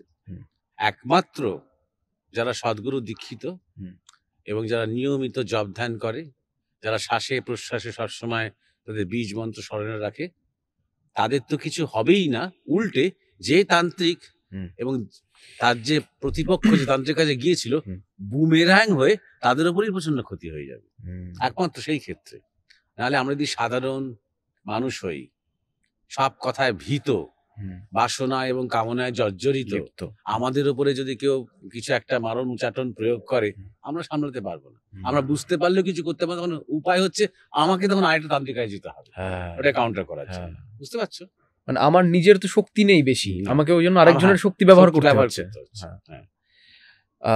আপনি যে মানে ইয়েটা নিয়ে কথা বলছিলেন, যে ইউনিভার্সাল ল, আপনি বললেন যে কোনো রকম নির্দিষ্ট নেই যে স্ট্যাটিক নয়। স্ট্যাটিক নয়। না। তাহলে কি ইউনিভার্সের মানে কোনো এরকম রুল নেই বা ল নেই? ইউনিভার্সাল ল নিয়ে এত কথা হচ্ছে এখন, ল অফ অ্যাট্রাকশন বা মানে ইউনিভার্সাল ল বলে যে বিষয়গুলো হচ্ছে, না ল অফ অ্যাট্রাকশনটা আলাদা একটা বিষয় যদিও চলে গেল। হুম। ইউনিভার্সাল ল এরকম কিছুই নেই। ইউনিভার্সে একটা গতি রয়েছে, একটা প্রকৃতি রয়েছে। তুমি যদি তুমি পৃথিবীকে দেখো, পৃথিবীটা একটা গ্রহ। হুম। এবার যেই তুমি পৃথিবীর অ্যাটমসফিয়ার ছেড়ে বেরিয়ে গেলে, সঙ্গে সঙ্গে তোমার সময়ের কনসেপ্টটাই তো পাল্টে গেল। সময়টাই তো অনেক স্লো হয়ে যেতে আরম্ভ করলো। যেটা আমাদের শাস্ত্রে রয়েছে বিভিন্ন লোকের কথা, দেবলোক, ঋষিলোক, ব্রহ্মলোক, গোলোক, ভূলোক, বিভিন্ন লোকের বিভিন্ন ডাইমেনশনস এর কথা। সেখানে তো আলাদা আলাদা আলাদা আলাদা সমস্ত নিয়ম। সেখানে বয়স, সেখানে সময়, সেখানে ঘটনা, সেটা সম্পূর্ণ আলাদা। সুতরাং তুমি নির্দিষ্ট, তুমি যখন পৃথিবীতে আছো, তখন পৃথিবীতে কিছু ফিজিক্যাল লজ ফলো করা হয়, যেটা নিউটনিয়ান লজ বলে। এই ফিজিক্যাল লজটাকে পেরিয়ে গিয়ে আইনস্টাইন এবার টাইম এবং ডিস্টেন্স এবং স্পেস নিয়ে আর একটু এগোতে পারলেন। কিন্তু ওইটার পারেও যে কোয়ান্টাম জগতে আমরা যাচ্ছি, প্রিন্সিপাল অফ আনসার্টেনটি, সেখানে আনপ্রেডিক্টেবিলিটি, সেখানে পরিষ্কার বলছে মলিকিউলার জগতে কিছুই প্রেডিক্ট করা যায় না কখন কি হবে। তার মানে তখন ল নেই। প্রতি মুহূর্তে তুমি আমি কিন্তু নতুন নতুন ল তৈরি করতে পারি আমাদের বাসনা দিয়ে, আমাদের ইচ্ছা শক্তি দিয়ে। তোমার আমার জন্য নতুন নতুন ল তৈরি করতে পারি। জেনারেলি আমরা যেটা দেখেছি, যেটা আমার নিজস্ব অবজারভেশনে বলছি, পৃথিবীতে যে প্রাণের যে যাত্রা, তাতে আমি একটা ল বলবো না, একটা ক্রম দেখেছি, একটা জার্নি দেখেছি, যাত্রা। সেটা কি একটা চলা, একটা রূপান্তর এবং পরিবর্তনের মধ্যে দিয়ে চলতে চলতে চলতে চলতে পূর্ণতার দিকে। এককোষী প্রাণ থেকে শুরু করে জল থেকে প্রাণের শুরু হয়েছে, করতে করতে ডাঙায় এসেছে, ডাঙায় এসে ধীরে ধীরে ধীরে ধীরে প্রাণের বিবর্তন হতে হতে তোমার কীট প্রথম বনস্পতি, তারপরে কীট পতঙ্গ, সরীসৃপ, করে ম্যামলস, করে আস্তে আস্তে আস্তে আস্তে মানুষ হয়েছে। মানুষে হয়ে এভলিউশনটা কমপ্লিট হয়েছে, ইনভলিউশনটা শুরু হয়েছে। অর্থাৎ শারীরিক বিবর্তনটা শেষ হয়েছে, মানসিক এবং আধ্যাত্মিক উদ্বর্তনে যার সময়টা শুরু হয়েছে। মানুষের হয়ে এবার সে আস্তে আস্তে আস্তে আস্তে মনুষ্যত্ব থেকে দেবত্ব, দেবত্ব থেকে ঋষিত্ব, ঋষিত্ব থেকে ঈশ্বরত্বের তার যে যাত্রা, এইটাই হচ্ছে একটা সম্মিলিত ক্রম। এটাকেই আমরা বলতে পারি ঈশ্বরের ইচ্ছা। বুঝতে পারছো? তার জন্য যা যা করণীয় সেরকম ভাবে একটা যেন পুরো ব্রহ্মাণ্ড আয়োজন করে রেখেছে আমাদের জন্য, এইটা তুমি বলতে পারো। আদারওয়াইজ ল আছে, এমন ল নেই। ধরো সূর্যটার চারপাশে যে নবগ্রহ ঘুরছে, এটা ল আছে। অবশ্যই এটা একটা ঘোরার একটা রেট রয়েছে, এটা তার অক্ষপথে ঘোরা, কক্ষপথে ঘোরার রেট রয়েছে। আবার দেখা যাবে যে কয়েক লক্ষ বছর আগে হয়তো তোমার এই নবগ্রহের মধ্যে কোনো একটা বা দুটো গ্রহ ছিল না। কোনো একটা মহাজাগতিক বিস্ফোরণের জন্য এই প্লুটো টুটো এসেছে। এখন আবার বলছে প্লুটোটা আবার নেই, প্লুটো আবার ইয়ে থেকে বেরিয়ে গেছে, ওটা কোল্যাপস করে গেছে, এরকমও বলছে। সুতরাং লয়ের মধ্যেও আবার কিন্তু অনেক ব্যতিক্রম হচ্ছে মাঝে মাঝে। আবার তুমি যদি চাঁদ নিয়ে যদি গবেষণা, এখনকার যদি গবেষণা যদি ফলো করো, তুমি দেখবে যে বেশ লক্ষ লক্ষ বছর আগে, অথচ তখন মানুষ ছিল কিন্তু আকাশে চাঁদ ছিল না। চাঁদ থেকে অনেক দূর থেকে নিয়ে আসা হয়েছে। এটা নিয়ে আমি একটা প্রোগ্রামও করেছিলাম, কারণ চাঁদের যে সয়েল টেস্ট করে দেখা গেছে পৃথিবীর সয়েলের থেকে কোটি কোটি বছরের পুরনো। বুঝতে পারছো? সুতরাং ওই যে তত্ত্ব যে মানে পৃথিবী থেকে সূর্য থেকে ছিটকে গিয়ে একটা ধাক্কা ধাক্কিতে চাঁদ তৈরি হলো, উপগ্রহটা, ওই তত্ত্ব আর টিকছে না। অর্থাৎ চাঁদ একটা কোনো হায়ার ইন্টেলিজেন্সের কনসেপ্ট ওখানে নিয়ে এসেছিল, মানে পৃথিবী এবং সূর্যের একটা আমরা ডিস্টেন্সে, যাতে করে পূর্ণ চন্দ্রগ্রহণ হয় বা পূর্ণ সূর্যগ্রহণ হয়। বুঝতে পেরেছো? এবং তারও অনেক বিজ্ঞান রয়েছে। যাই হোক, সেসব কথায় যাচ্ছি না। সুতরাং অনেক কিছু আবার আছে যা আবার অনেক কিছু পরে পাল্টে যেতে পারে, পরে ভাঙতে পারে, ওই বিবর্তনের কারণেই, কোনো কিছু অকারণ নয়। সুতরাং সবই এক ধরনের একটা ইচ্ছাতে চলছে। তাই জন্য তোমার ধরো অনেক জড়বিজ্ঞানীরাই বলেন যে যত বেশি এই মহাকাশকে দেখছি, তত মনে হচ্ছে আমি তো কোনো মেশিন দেখছি না, আমি একটা চিন্তা দেখছি। বুঝতে পারছো? যেন এখানে একটা ইন্টেলিজেন্স কাজ করছে, শুধুমাত্র ধূলিকণা আর গ্রহ নক্ষত্র নয়, যেন একটা বুদ্ধি, একটা ইন্টেলিজেন্স, একটা প্রজ্ঞা, একটা উদ্দেশ্য কাজ করছে। সুতরাং ল বলতে ভাবি আমরা সাধারণত আমাদের তৈরি করা লজ, আমাদের সুপ্রিম কোর্টের যে বিচারপতি তিনি লকে ব্যাখ্যা করে সেটা রায় দেন। লজ আমরা তৈরি করি, কিন্তু ব্রহ্মাণ্ড লতে তৈরি হয়নি। আসলে ব্রহ্মাণ্ড তৈরি হয়েছে একটা ইচ্ছাতে, হ্যাঁ, এবং সেই ইচ্ছা হচ্ছে বিলাস, খেলা, পূর্ণতা। তাই জন্য যদি যেমন বাচ্চারা খেলে, খেলার নিয়ম তৈরি করে, আবার খেলতে খেলতে নিয়ম পাল্টে দেয়, কারণ আনন্দ তাতে বেশি। বুঝতে পারছো? সেই রকম মানে আমরা এটা বলতে পারি মানুষের কিছু হয়তো সার্টেন লজ রয়েছে, কিন্তু মানুষের ইচ্ছার দ্বারা সমস্ত কিছুই সম্ভব। ওই রকম শুধু মানুষের ইচ্ছা কেন, আরো কত গ্রহান্তরে কত ইন্টেলিজেন্ট জীব রয়েছে, তাদের ইচ্ছা থাকতে পারে। ঠিক। আর সেই সব কিছু ইচ্ছার পেছনে আরেক কোনো মহৎ ইচ্ছা থাকতে পারে, যিনি এই ব্রহ্মাণ্ডটা হয়েছেন। বুঝতে পারছো? তাই জন্য তো বলছি, ধরো কোনো একজন মহাপুরুষের কাছে যখন ওই মা এসে কাঁদছে, হ্যাঁ, তখন তিনি বললেন যে ওই কান্না দেখে ঠিক আছে তোমার ছেলে সুস্থ হয়ে যাবে। হ্যাঁ, অর্থাৎ হয়তো ঈশ্বরের ইচ্ছা ছিল না, মহামায়ের ইচ্ছা ছিল বাচ্চাটার এখন মৃত্যু, তার এই প্রার্থনাতে, হ্যাঁ, কারণ তার ইচ্ছা শক্তিটা বিশাল ইচ্ছা শক্তি, হ্যাঁ, সাড়া দিলেন মা। সুতরাং তাই জন্য বলছি যে সবটাই একটা সফট প্রেমের খেলা, কিন্তু বুঝতে পেরেছি, একটা মেকানিক্যাল খেলা নয়, মেকানিক্যাল নয়, একটা গেমিং সফটওয়্যার, ভালোবাসার খেলা, একটা ভালোবাসার খেলা। ক্লিয়ার। আমি এখান থেকে একটা জিনিসে আসবো। ভারতবর্ষের এই মুহূর্তে একজন খুব পপুলার মানে আধ্যাত্মিক গুরু, আপনি যে বিষয়টা নিয়ে বলছিলেন, একটা আকাশিক রেকর্ড বা আকাশিক ইন্টেলিজেন্সের একটা ব্যাপার উল্লেখ করেছেন, মানে যেটা নিয়ে হয়তো আপনি একটু ছোঁয়ার মতো করলেন ব্যাপারটা, মানে হয়তো ওই অর্থে নয়, কিন্তু এই ব্যাপারটা কি কিছু অ্যাকচুয়ালি রয়েছে, মানে আকাশিক ইন্টেলিজেন্স বা কিছু আকাশিক রেকর্ডস? দেখো, তোমাকে আমি বলছি একটা কথা, তুমি একেবারেই সরল বিজ্ঞান দিয়ে ব্যাপারটা বোঝো। তুমি আকাশের দিকে তাকিয়েছো, হ্যাঁ, তুমি এই চাঁদটা দেখতে পাচ্ছ, এই চাঁদটা কিন্তু তুমি যেটা দেখতে পাচ্ছ, চাঁদের আলোটা দেখতে পাচ্ছ। বুঝতে পারছো? এই চাঁদটা যে ডিস্টেন্সে আছে, এই কিন্তু আলোটা আসতে 7 মিনিট লাগছে। অর্থাৎ তুমি এই মুহূর্তে যে আলোটা দেখছো, এটা কিন্তু চাঁদের প্রেক্ষিতে 7 মিনিটের আগের আলো, আগের লেট। এই মুহূর্তে ধরো কোনো একটা বিস্ফোরণে চাঁদটা শেষ হয়ে গেছে, তুমি কিন্তু আলোটা দেখে যাচ্ছ 7 মিনিট পর্যন্ত। 7 মিনিট পরে তুমি দেখবে বিস্ফোরণটা হচ্ছে। বুঝতে পারছো?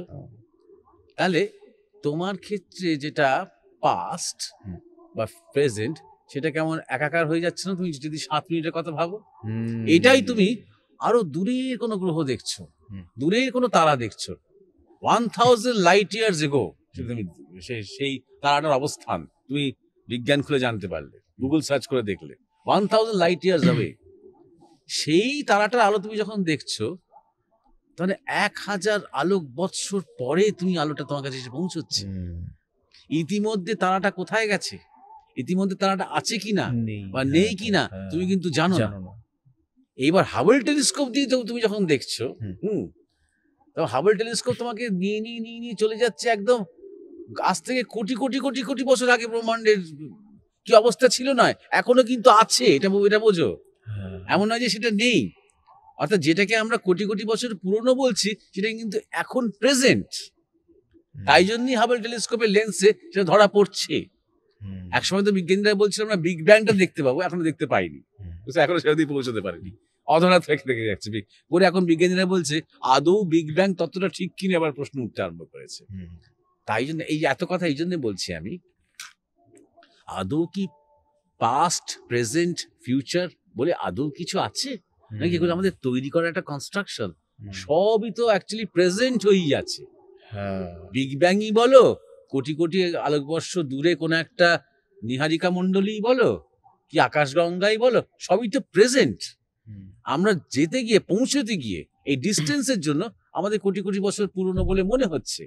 তাহলে আজ থেকে 2000 বছর আগে যিশুর যে লীলা, সেটা তো এখনো রয়েছে, এখনো। শুধু তুমি শুধু যদি যেতে পারো সেখানে, ওই চেতনায় যদি তুমি একটু নিজেকে সূক্ষ্ম করে নিয়ে, তোমাকে শুধু যেতে হবে। এই জন্য দেখার জন্য নয় যে পাস্টে কি হয়েছিল, সঙ্গে সঙ্গে তোমার বর্তমান হয়ে যাবে। আরো 500 বছর পিছিয়ে যাও, তুমি বুদ্ধকে দেখতে পাবে। আরো 2000 বছর পিছিয়ে যাও, তুমি আরো কাউকে দেখতে পাবে। বুঝতে পারছো? এরকম করে তুমি আরো এগিয়ে যাও, ফরওয়ার্ড মুভমেন্ট করো, আগামীতে কি হতে পারে সব তুমি দেখতে পাবে। এইভাবেই তো তোমার অনেকে ভবিষ্যৎবাণী করে, এইভাবেই তো করে।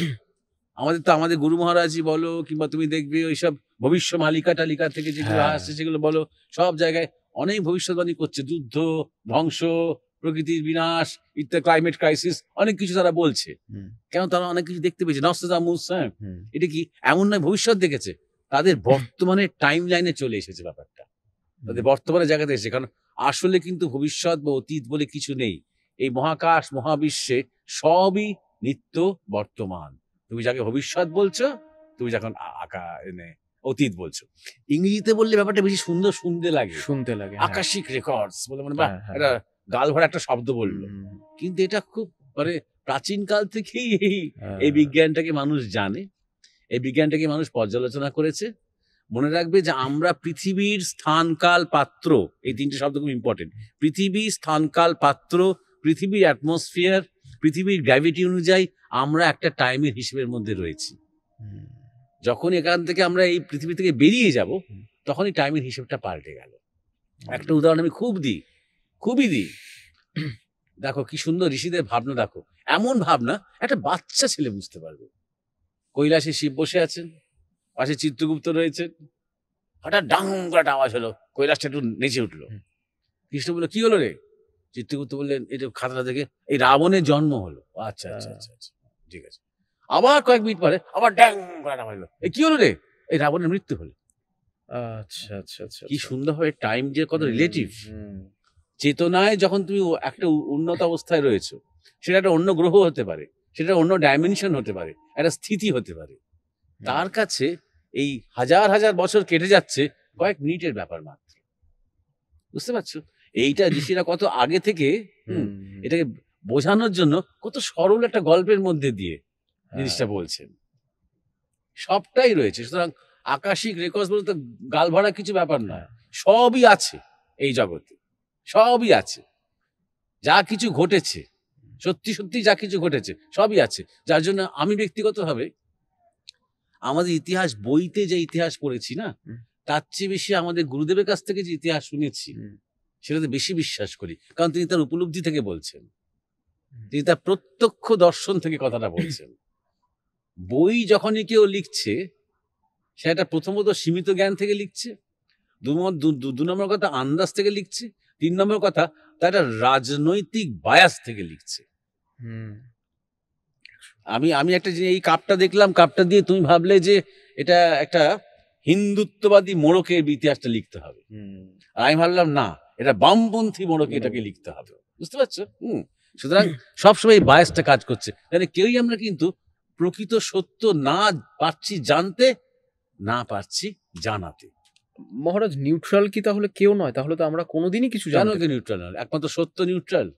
হ্যাঁ, না আমি বলছি সত্য মানুষ ধার ধারে না। ওই জন্যই তো সত্য দ্রষ্টার অনুসরণ করতে হয়। হুম, তাই যদি গুরু মহারাজের কথা বললাম, একজন মহাপুরুষ, তিনি না বামপন্থী, না হিন্দুত্ববাদী, না ইসলামবাদী, না প্রগতিশীল, না তিনি ব্যাকওয়ার্ড, না তিনি পুরুষবাদী, না তিনি নারীবাদী, কোন বাদীই তিনি নন। তিনি হুম। সত্য। সত্যবাদীও তিনি নন, তিনি সত্য। তিনিই সত্য। তিনিই সত্য। হুম, তিনি নির্মম হতে পারেন সত্যের জন্য। হুম, যত আমাদের দেব দেবী দেখো সে উলঙ্গ, শিব উলঙ্গ, শুধু একটা বাঘছাল পরে বসে আছেন, হুম, হ্যাঁ, বা বাঘছালের উপরে বসে আছেন। উলঙ্গ মানে কি? সম্পূর্ণ সত্য, নগ্ন, তিনি কিছু সাজছেন না। কালী উলঙ্গ, নগ্না তিনি। কেন তিনি নগ্না? তার কিছু সাজার দরকার নেই, হুম। তার কোনো কস্টিউম দরকার নেই, কোনো আভরণের দরকার নেই। সেটাই সত্য। সেটাই সত্য। হুম, তুমি পছন্দ নাও করতে পারো তার সত্যটা, হুম, হুম, হুম। তুমি অন্যদিকে চলে যেতে পারো, কিন্তু তোমায় স্বীকার করতে হবে যে কিন্তু যা বলছে এটা কিন্তু সাংঘাতিক সত্য, আমি নিতে ঠিক। পারছি না হুম, এত সত্য। তাকেই অনুসরণ করতে হয় যেখানে সত্য রয়েছে। সত্য নিউট্রাল। দেখো ত্রিশূলের ৩টে ফলা না, হুম। হ্যাঁ, সত্যটা হচ্ছে মাঝখানে, যেটা মাঝখানেরটা। সবচেয়ে উঁচুতে চলে যাচ্ছে। তুমি যে একটা পক্ষ নেবে, তুমি আর পুরো সত্যটা জানতে পারবে। এই পক্ষ থেকে যখন তুমি নিউট্রাল হবে, মাঝখানটা নেবে, যখন তুমি না কোনো ওই পক্ষ নিতে চাইছো, না এই পক্ষ নিতে চাইছো, সঙ্গে সঙ্গে তুমি আরো বেশি উঠে যেতে পারবে। সেটাই সত্যের দৃষ্টি। হুম। মানে এত সুন্দর একটা ডিসকাশন হচ্ছে, আমার টপিক চেঞ্জ করতে ইচ্ছে করছে না, বাট অনেক মানুষ কিছু আরো জানতে চেয়েছে। যেমন একটা ব্যাপার, ব্রহ্মচর্য ব্যাপারটা নিয়ে জানতে চেয়েছে মানুষ। সেটা হচ্ছে যে আজকের দিনে আমি শুধু শারীরিক ব্রহ্মচর্যের কথা বলছি না, ব্রহ্মচর্য হোল যে কনসেপ্টটা রয়েছে, যেমন অ্যাকচুয়ালি ব্রহ্মচর্য যেটা, যে মানুষ হিসাবেও তোমাকে ব্রহ্মচর্যটা পালন করার যে ব্যাপারটা আছে, এইটা কিছু মানুষ জানতে চেয়েছে যে স্টুডেন্টদের জন্য বা একজন প্রফেশনাল মানুষ হিসাবে এটা তোমার প্রফেশনাল লাইফে কতটা মানে পার্থক্য তৈরি করতে পারে এই বিষয়টা পুরোটাই? সমস্ত লাইফের সমস্ত দিক দিয়ে করতে পারে, হুম। সমস্ত দিক দিয়ে। আমি তোমাকে একটুখানি ব্যাপারটা বলছি। হুম। তুমি নিজেই ঠিক বলেছো যে ব্রহ্মচর্য মানে শুধু ফিজিক্যাল না, ব্যাপারটা না, নয়। একেবারেই হ্যাঁ, নয়। আজকের দিনে মানুষ হ্যাঁ, ফিজিক্যাল হ্যাঁ, ব্যাপারটাকে ভাবছে শুধু। ভাবছে হ্যাঁ। শুধু সেটা নয়। হুম, ব্রহ্মচর্য কথাটা শব্দটা মানে হচ্ছে যিনি সবসময় ব্রহ্মতে চারণ করেন যিনি। হুম, হুম, চারণ করা মানে জানো তো ওই গরুরা যেমন তোমার খেতে টেতে বা মাঠে টাঠে গিয়ে হ্যাঁ চারণ করছে, অর্থাৎ এই যেখানে যেখানে পাচ্ছে একটু ঘাস খাচ্ছে চারণ করছে, অর্থাৎ যিনি সবসময় ব্রহ্মতেই আছেন, ব্রহ্মভাবে যিনি আছেন, তিনি হচ্ছেন ব্রহ্মচারী। আর ব্রহ্মভাবে থাকা কি অত সোজা নাকি বলো? হুম, যেখানে চারদিকে তোমার এত প্রলোভন রয়েছে, হ্যাঁ, এত ফোন রয়েছে, সেই ফোনে এত সোশ্যাল মিডিয়া রয়েছে, এত কোলাহল, এত লোকজন, এত বন্ধু বান্ধব, সেখানে সবসময় ব্রহ্মভাবে থাকা কি অত সহজ? তার জন্য একটা পরিবেশ দরকার, যেটাকে বলা হতো ব্রহ্মচর্য আশ্রম। প্রথম কথা এইটা, শুধু একটা আজ থেকে ব্রহ্মচর্য আরম্ভ করলাম কারণ প্রফেশনাল সাকসেস চাই ওটা হ্যাঁ, না ভেবে হ্যাঁ, হ্যাঁ, হ্যাঁ। আগে তুমি দেখো ব্রহ্মচর্য আশ্রম খোলা প্রকৃতির মধ্যে, হুম, শহর নগর, ব্যবসা বাণিজ্য, তারা, রেজাল্ট, অমুক তমুক, মায়ের ব্লাড প্রেশার কি বাবার হার্ট অ্যাটাক ওইসব হুম, ছেড়ে দিয়ে হুম। অনেকটা দূরে সে আচ্ছা। একটা অন্য ধরনের জীবনের মধ্যে সে আছে। সে জীবনে প্রকৃতির স্পর্শ, খোলা আকাশ, হ্যাঁ, ধান ক্ষেত, নদী বয়ে গেছে, কি একটা পুকুর আছে, গোশালা আছে, গরু রয়েছে, চাষবাস, অনেক রকমের ছেলে মেয়ে, নানা নানা মানে জায়গা থেকে তারা এসেছে, নানা ব্যাকগ্রাউন্ড থেকে তারা এসেছে। সামনে যারা টিচার রয়েছেন তারা প্রফেশনাল টিচার নন, তারা আচার্য, তারা গুরু, তারা কেউ গৃহী, কেউ ত্যাগী, কিন্তু প্রত্যেকেই ছাত্র ছাত্রী অন্তপ্রাণ। তারা একই সাথে সবাই মিলে প্রতিষ্ঠানটা চালাচ্ছেন, ছাত্র এবং শিক্ষক সবাই মিলে। এই রকম একটা পরিবেশের মধ্যে সে আছে।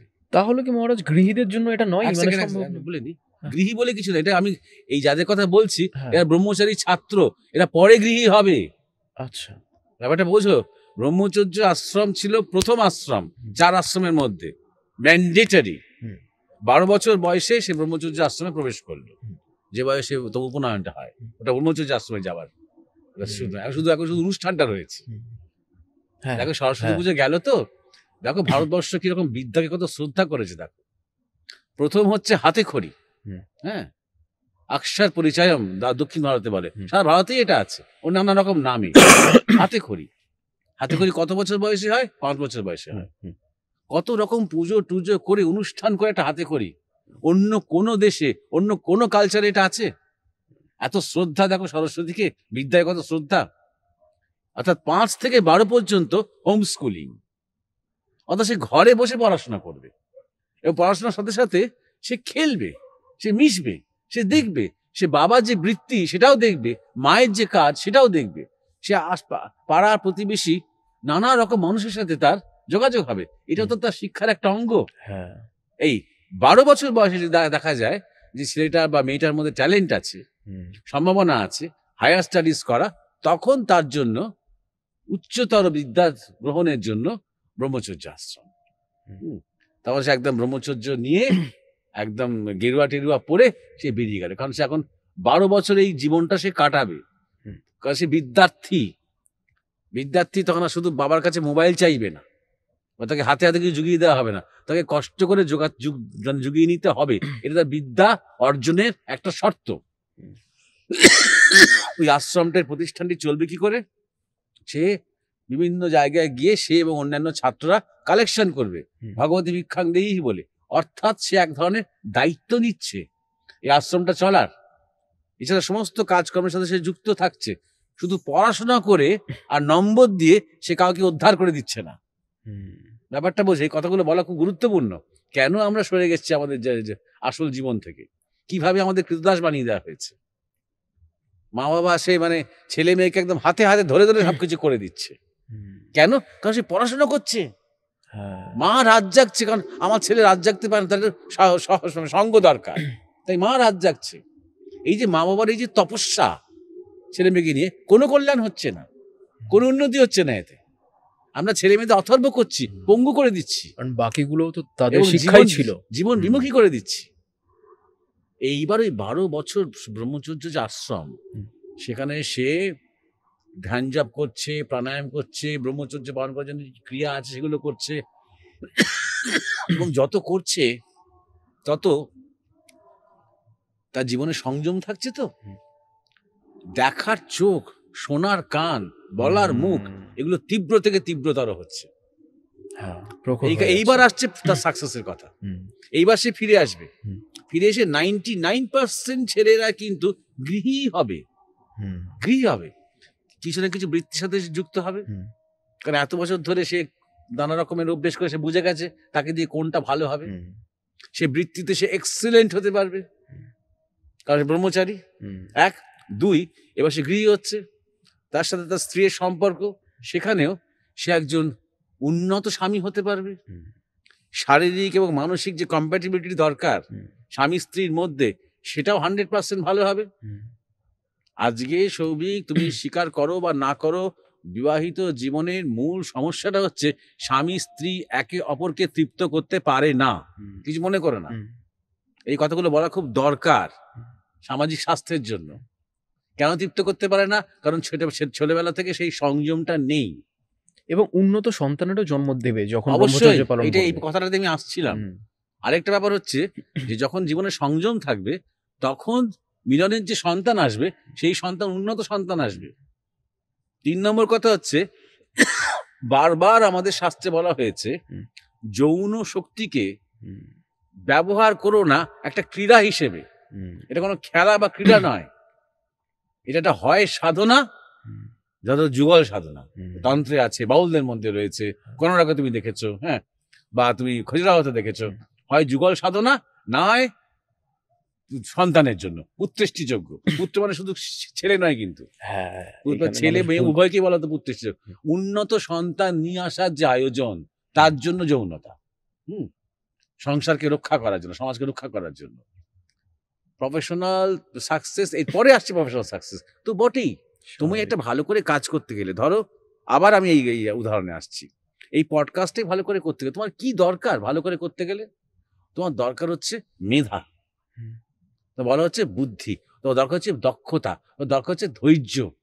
এত যন্ত্রপাতি নিয়ে কম ধৈর্য লাগে? ধৈর্য দরকার, দক্ষতা দরকার, ট্রেনিং দরকার। এটার জন্য যত তোমার জীবনে সংযম থাকবে, যত তোমার জীবনে ব্রহ্মচর্য থাকবে, তত তোমার ব্রেন, তোমার শরীর, তোমার মাসেলস, তোমার নার্ভ অ্যালার্ট, তুঙ্গে থাকবে একদম। তুমি তোমার সেরাটা দিতে পারবে। এটাই তো আমরা চাই, যে আমি সবার থেকে ভালো হবে কিনা বড় কথা নয়, আমি আমার সেরাটা দিতে পারছি কিনা। আমার যাতে পরে আক্ষেপ না হয় সৌভিকের, যেন মনে না হয় ইস রাত্রিবেলা এটা আরেকটু ভালো করে ইন্টারভিউটা নেওয়া যেত, আমি ঠিক আমার পুরো ফর্মে ছিলাম না, এটা না বলতে হয়। বুঝতে পারছো? এইটাই একটা ব্রহ্মচারী বা একটা সংযমী মানুষের, এটাই হচ্ছে তার সাধনা, নিজের উৎকৃষ্টতাকে দেওয়া, নিজের শ্রেষ্ঠটাকে প্রকাশ করতে পারা। যখন আমাদের দেশে বিভিন্ন, তুমি চিন্তা করে দেখো সৌভিক, যদি আমাদের দেশে আস্তে আস্তে আস্তে ব্রহ্মচর্যের কনসেপ্টটা যদি আমরা ছড়িয়ে দিতে পারি, সেটা মাত্র শুধুমাত্র কন্ট্রোল বা চ্যানেলাইজেশন নয়, ছেলেবেলা থেকে, তাহলে আমাদের দেশের সমস্ত ক্ষেত্রে, রাজনীতি বলো, শিক্ষা বলো, স্বাস্থ্য বলো, গান বাজনা বলো, খেলাধুলা বলো, সর্বত্র কি অসাধারণ মানে ট্যালেন্ট এবং উৎকর্ষতা প্রকাশ হয় বলতো। কত বিজ্ঞান, কত ডিসকভারি হবে, কত আবিষ্কার হয় আমাদের দেশ থেকে। চিন্তা করো তো, তুমি দেখবে, তুমি খোঁজ নিয়ে দেখবে, মিলিটারিতে, ভারতীয় মিলিটারিতে বা পৃথিবীর অন্যান্য মিলিটারিতেও জানে, এটাও মজা, এইটা নিয়ে একটুখানি কথা বলতে হবে। মিলিটারিতে চট করে কিন্তু তোমার সেখানে বাড়ির বউদের আসতে দেয় না, কারণ মিলিটারি ড্রিল ডিসিপ্লিনের সময়, হ্যাঁ, ব্রহ্মচর্য দরকার, একটা ছুটি দেয়, সে সময় যাও, কয়েকদিন এনজয় করো, ঠিক আছে। তুমি দেখবে, এখন দেখবে তোমার বড় বড় স্টার যারা ক্রিকেটাররা, তারা বউ নিয়ে, গার্লফ্রেন্ড নিয়ে ট্যুরে যাচ্ছে। কয়েক বছর আগে পর্যন্ত কিন্তু স্ট্রিক্ট নিষেধাজ্ঞা ছিল, লক্ষ্যভ্রষ্ট তো করছে। হ্যাঁ, যে তুমি যখন ট্যুরে যাচ্ছ, অস্ট্রেলিয়ায় যাচ্ছ, যে ইংল্যান্ড যাচ্ছ, এবং তোমাকে 2-3 মাস একদম গ্রুয়েলিং ক্রিকেট খেলতে হবে, সেখান থেকে ওই স্ত্রী, সন্তান, ফ্যামিলি আউট একদম। তাই মেনে নিতে সবাই। এখন পেছনে একটা বড় কারণ যে ব্রহ্মচর্য। ধরো অলিম্পিক্সের জন্য তৈরি হচ্ছে কেউ, এগুলো খোঁজ নিয়ে দেখবে, সেই সময় কিন্তু ব্রহ্মচর্যের উপরে কোচেরাই খুব ট্রেনিং দিচ্ছে। ব্রহ্মচর্য শব্দটা ওরা জানে না, জানে না। ওরা বলছে এখন নো ম্যাস্টারবেশন, হ্যাঁ নো সেক্স, হ্যাঁ এইসব কথাগুলো বলছে, বুঝতে পারছো? সুতরাং ঠিক ব্রহ্মচর্য হয়তো হচ্ছে না, কিন্তু বড় বলে দিচ্ছে, বুঝিয়ে দিচ্ছে ওইটা মানে ক্ষয় হলে তোমার শক্তি ক্ষয় হচ্ছে, তুমি 100% পারফর্ম করতে পারবে না, এটা কিন্তু বুঝিয়ে দিচ্ছে। অথচ তোমাকে মেইনস, এটা আমি এই জন্য বলার জন্য বলছি, তোমাকে main stream medical science constantly তোমাকে বলছে যে না না না না মাঝে মাঝে ম্যাস্টারবেশন করা ভালো। আমি এখানেই আসছিলাম। হ্যাঁ, মাঝে মাঝে ম্যাস্টারবেশন করা ভালো, প্রেগনেন্সির সময়, হ্যাঁ প্রেগনেন্সির সময় এই সপ্তাহ থেকে এই সপ্তাহ একটুখানি অ্যাভয়েড করবেন, তারপরে কিন্তু আপনি নর্মাল সেক্স লাইফ, হ্যাঁ এগুলো করা ভালো, এগুলো যে বলছে ইচ্ছাকৃত বলছে, শির দ্বারা ভেঙে যাওয়ার এক্স্যাক্টলি একটা দুর্বল অসুস্থ জেনারেশন তৈরি করার জন্য বলছে, যাতে তারা কন্ট্রোল করতে পারে, তারা কন্ট্রোল করতে পারবে, আমার ফার্মাসিউটিক্যাল ইন্ডাস্ট্রি সুবিধা হবে, প্রচুর ওষুধ বিক্রি হবে, প্রচুর ডিপ্রেশনের ওষুধ বিক্রি হবে, লোকে ঘুমের ওষুধ খাবে, হ্যাঁ খুব সুবিধা হবে এটা, হ্যাঁ একদম পঙ্গু, চোখের তলায় কালি পড়ে গেছে, এই শীত দ্বারা বেগে গেছে, এরকম করে ছেলে মেয়ে সব তৈরি হবে, তাতে হচ্ছে কি সিস্টেমটা খুব সুবিধে, সম্পূর্ণ প্রফিট, এদের উপরে আমি একদম 100% আমি টাকা রোজগার করতে পারবো, এই বদমাইশিটা বুঝে দিতে হবে, কারণ এরা কিন্তু জেনে করছে। তাই আমি উদাহরণটা দিলাম, আর্মি বলো, প্রফেশনাল লাইফে বলো, বা অ্যাথলেটিক্সে বলো, স্পোর্টসে বলো, সেখানে কিন্তু ঠিক ঠিক শিক্ষাটা দিচ্ছে, হ্যাঁ সেই অন্তত টেম্পোরারি পিরিয়ডের জন্য। এমনি সাধারণ এতদিন ধরে শুধু তো ভারতবর্ষের ধর্ম ব্রহ্মচর্যের কথা বলে না, খ্রিস্টানের মধ্যেও রয়েছে, ওরা অতটা জানে না, সেলিবেসি বলে, হ্যাঁ খ্রিস্টানের মধ্যেও রয়েছে, অনেক ইসলামিক কালচারের মধ্যেও রয়েছে, সব কালচারের মধ্যে প্রাচীন কাল থেকে যাচ্ছে, এরা খুব ভালো করে জানে এর পেছনে একটা বিজ্ঞান রয়েছে, ভালো করে জানে। অনেক ডাক্তাররা যারা বলছে না না ম্যাস্টারবেশন করতে পারো, নিজেরা কিন্তু করে না, বুঝতে পারছো? এইটা আর কি আমার মানে সেদিনই একটা পডকাস্টে আমি টাইটেল দেখলাম যে পর্নোগ্রাফি দেখতে দেখতে ম্যাস্টারবেশন করা কি ভালো? একজন সেক্সোলজিস্ট বলছে, তিনি একজন সেক্সোলজিস্ট এইসব নিয়ে কথা বলছেন, হ্যাঁ এইগুলো করে ইচ্ছে করে এখনকার জেনারেশনকে একদম প্রগতিশীলতার নামে সম্পূর্ণ বিভ্রান্ত করে নষ্ট করে দেওয়ার একটা চক্রান্ত চলছে, মানুষকে সচেতন হতে হবে। হ্যাঁ মানে এই ব্যাপারটা আপনি বড্ড প্র্যাকটিক্যাল বললেন। এখনকার প্রচুর মানুষের মধ্যে বা জেনারেশনের মধ্যে, ইয়ং জেনারেশনের মধ্যে শোনা যায়, আমি না কাজটা আরো বেটার করতে পারতাম, আমি না টায়ার্ড, মানে এই শব্দগুলোর ব্যবহার প্রচলন আজকে যে অর্থে শুরু হয়েছে যেভাবে, এইটা খুব খুবই প্র্যাকটিক্যাল কথা, মানে মানুষের মধ্যে এটা দেখা যাচ্ছে। আর আমার ঘুম হচ্ছে না ডাক্তারবাবু, তুমি তো নিয়মিত একটু যে হস্তমৈথুন করো তো নাকি? করো কারণ কি হয় দেখো, ছোট ছোট স্ট্রেস রিলিফ হয়ে যায় এরকম বলছে, ছোট ছোট ছেলেরা যখন প্রথম হস্তমৈথুন করতে আরম্ভ করে না, এটা অপরাধ বোধে ভোগে, এটা কি একটা আমাদের সিভিলাইজেশনাল মেমোরি আছে বোধহয়, জানো, এটা কিন্তু এই অপরাধ বোধটা কেউ শিখিয়ে দেয়নি, কিন্তু কোথায় একটা অপরাধ বোধে ভোগে সে, এটা আমাদের ইনগ্রেন রয়েছে, এটা করা উচিত হয়নি, ভাল লাগছে না, এখন কেমন লাগছে নিজেকে, এইটার জন্য অনেকে এটা অ্যাভয়েড করে করতে, ওই অপরাধ বোধটার জন্য, কিন্তু ডাক্তার তাকে নিশ্চিত করে দেয়, ডোন্ট ওয়ারি, এটা খুব ভালো, করো, ভালো ঘুম হবে, দেখে ভালো কনসেন্ট্রেট করতে পারছো, তোমার বেশ ভালো রেজাল্ট আসতে আরম্ভ করবে, তোমার সকলের সাথে মেলামেশা করতে সুবিধা হবে, এটা ভালো, এমন বলে বলে বলে বলে এগুলো ঢোকানো হচ্ছে মাথার মধ্যে, এইটা সম্পূর্ণ ইচ্ছাকৃত। সেটাই, মানুষ এই ধরনের প্রশ্নগুলো খুব বেশি করে, এবং আমার মনে হয় যে আপনার মতো মানুষের এই বিষয়গুলো বলা উচিত, যে তাছাড়া মানুষ না এখন ডাইরেক্ট না বললে কেউ বুঝতে পারছে না। এই কিছু মানুষ পরকীয়ার ব্যাপার নিয়েও জানতে চাইছিলেন, যে একাধিক সঙ্গী থাকা, একাধিক শয্যা সঙ্গী থাকা বা সেক্সুয়াল পার্টনার থাকে, এটা কতটা ক্ষতিকারক তার এনার্জির জন্য, বা এই বিষয়গুলো নিয়েও মানুষ জানতে চায়। আচ্ছা, প্রথমে বলি, পরকীয়া শব্দটা একটা খুবই সুন্দর শব্দ। এই পরকীয়া শব্দটা আসলে উৎপত্তি শ্রীকৃষ্ণ থেকে। আচ্ছা, হ্যাঁ, মানে রাধা এবং গোপীদের যে শ্রীকৃষ্ণের প্রতি প্রেম, সেইটাকে বলা হয়েছে পরকীয়া। আচ্ছা, এটার সাথে যৌনতার কোনো সম্পর্কই নেই তাহলে? শোনো না, এইবারে ধরো রাধা এবং গোপীরা কি ছিলেন, তারা গোপ ছিলেন, গোপ মানে যারা গোপালক, তারা গরু দেখাশোনা করতেন, গরু থেকে দুধ মন্থন করতেন।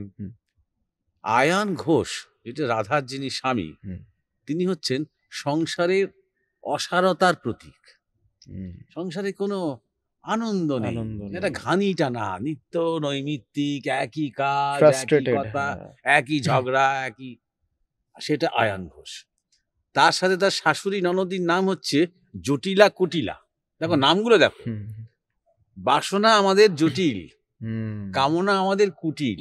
হুম, এই সংসারের মধ্যে থাকতে হচ্ছে, নিত্য নৈমিত্য বোরিং কাজ করা। হুম। সেইখানে যখন আমাদের জীবনে ঈশ্বরের চিন্তা আসে, হুম। যদি কোনো সাধুর কথাতে বা কোনোভাবে আমরা জানতে পারি যে এইটাই জীবন শুধুমাত্র নয়, এর বাইরে একটা হায়ার ট্রুথ আছে, হুম, একে অতিক্রম করে এক উচ্চতর, এক মহত্তর সত্য আছে, হুম। সেইটা হচ্ছে বাঁশির টান, সেটা হচ্ছে বাঁশির সুর।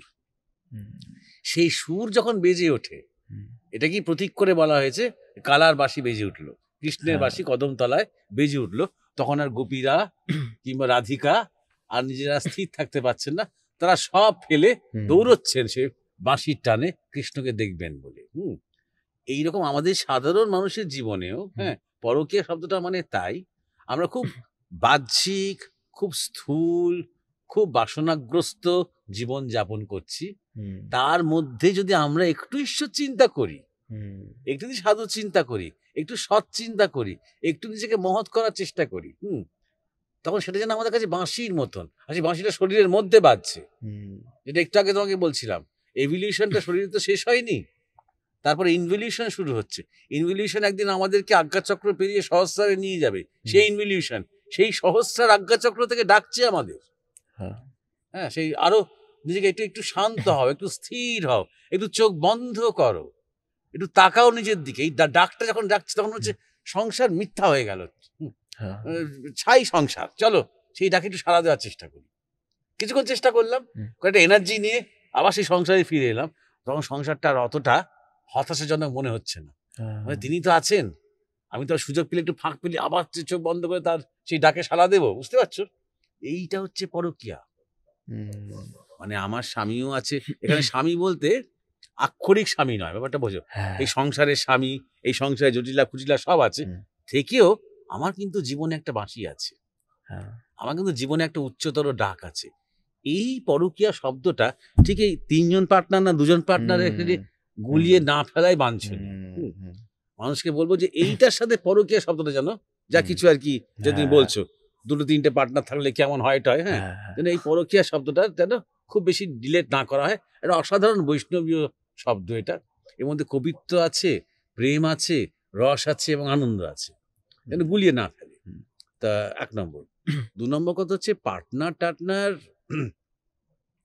কি বলবো, একটু আগে যেটা বললাম না, যৌনতাকে বা নিজের শরীরকে যেন মানুষ, হ্যাঁ, একটা স্পোর্ট হিসেবে, হুম। ক্রীড়া হিসেবে ব্যবহার না করে। হ্যাঁ, ১ ২ নম্বর কথা হচ্ছে মেয়েদের একটা দায়িত্ব আছে, সমাজকে সংযম শেখানো। হুম, হুম, সেখানে মেয়েরা যদি নিজেদের শরীরটাকে একটা পণ্য বলে মনে করে, হুম, তাহলে সেটা তার একটা ডিগনিটির, তার একটা, কি বলবো, তার একটা আত্মমর্যাদার পতন, এবং নারীদের পতন মানে সমাজেরও পতন। সমাজের পতন। হুম, তারপরে সে কি করে একটা ভালো মা হবে বলো? কারণ ফাইনালি তো আমি একজন নারীকে শুধুমাত্র যৌন পণ্য হিসেবে দেখবো না, আমি নারীকে একটা পটেনশিয়াল মা হিসেবে দেখবো, সম্ভাবনাময় মা।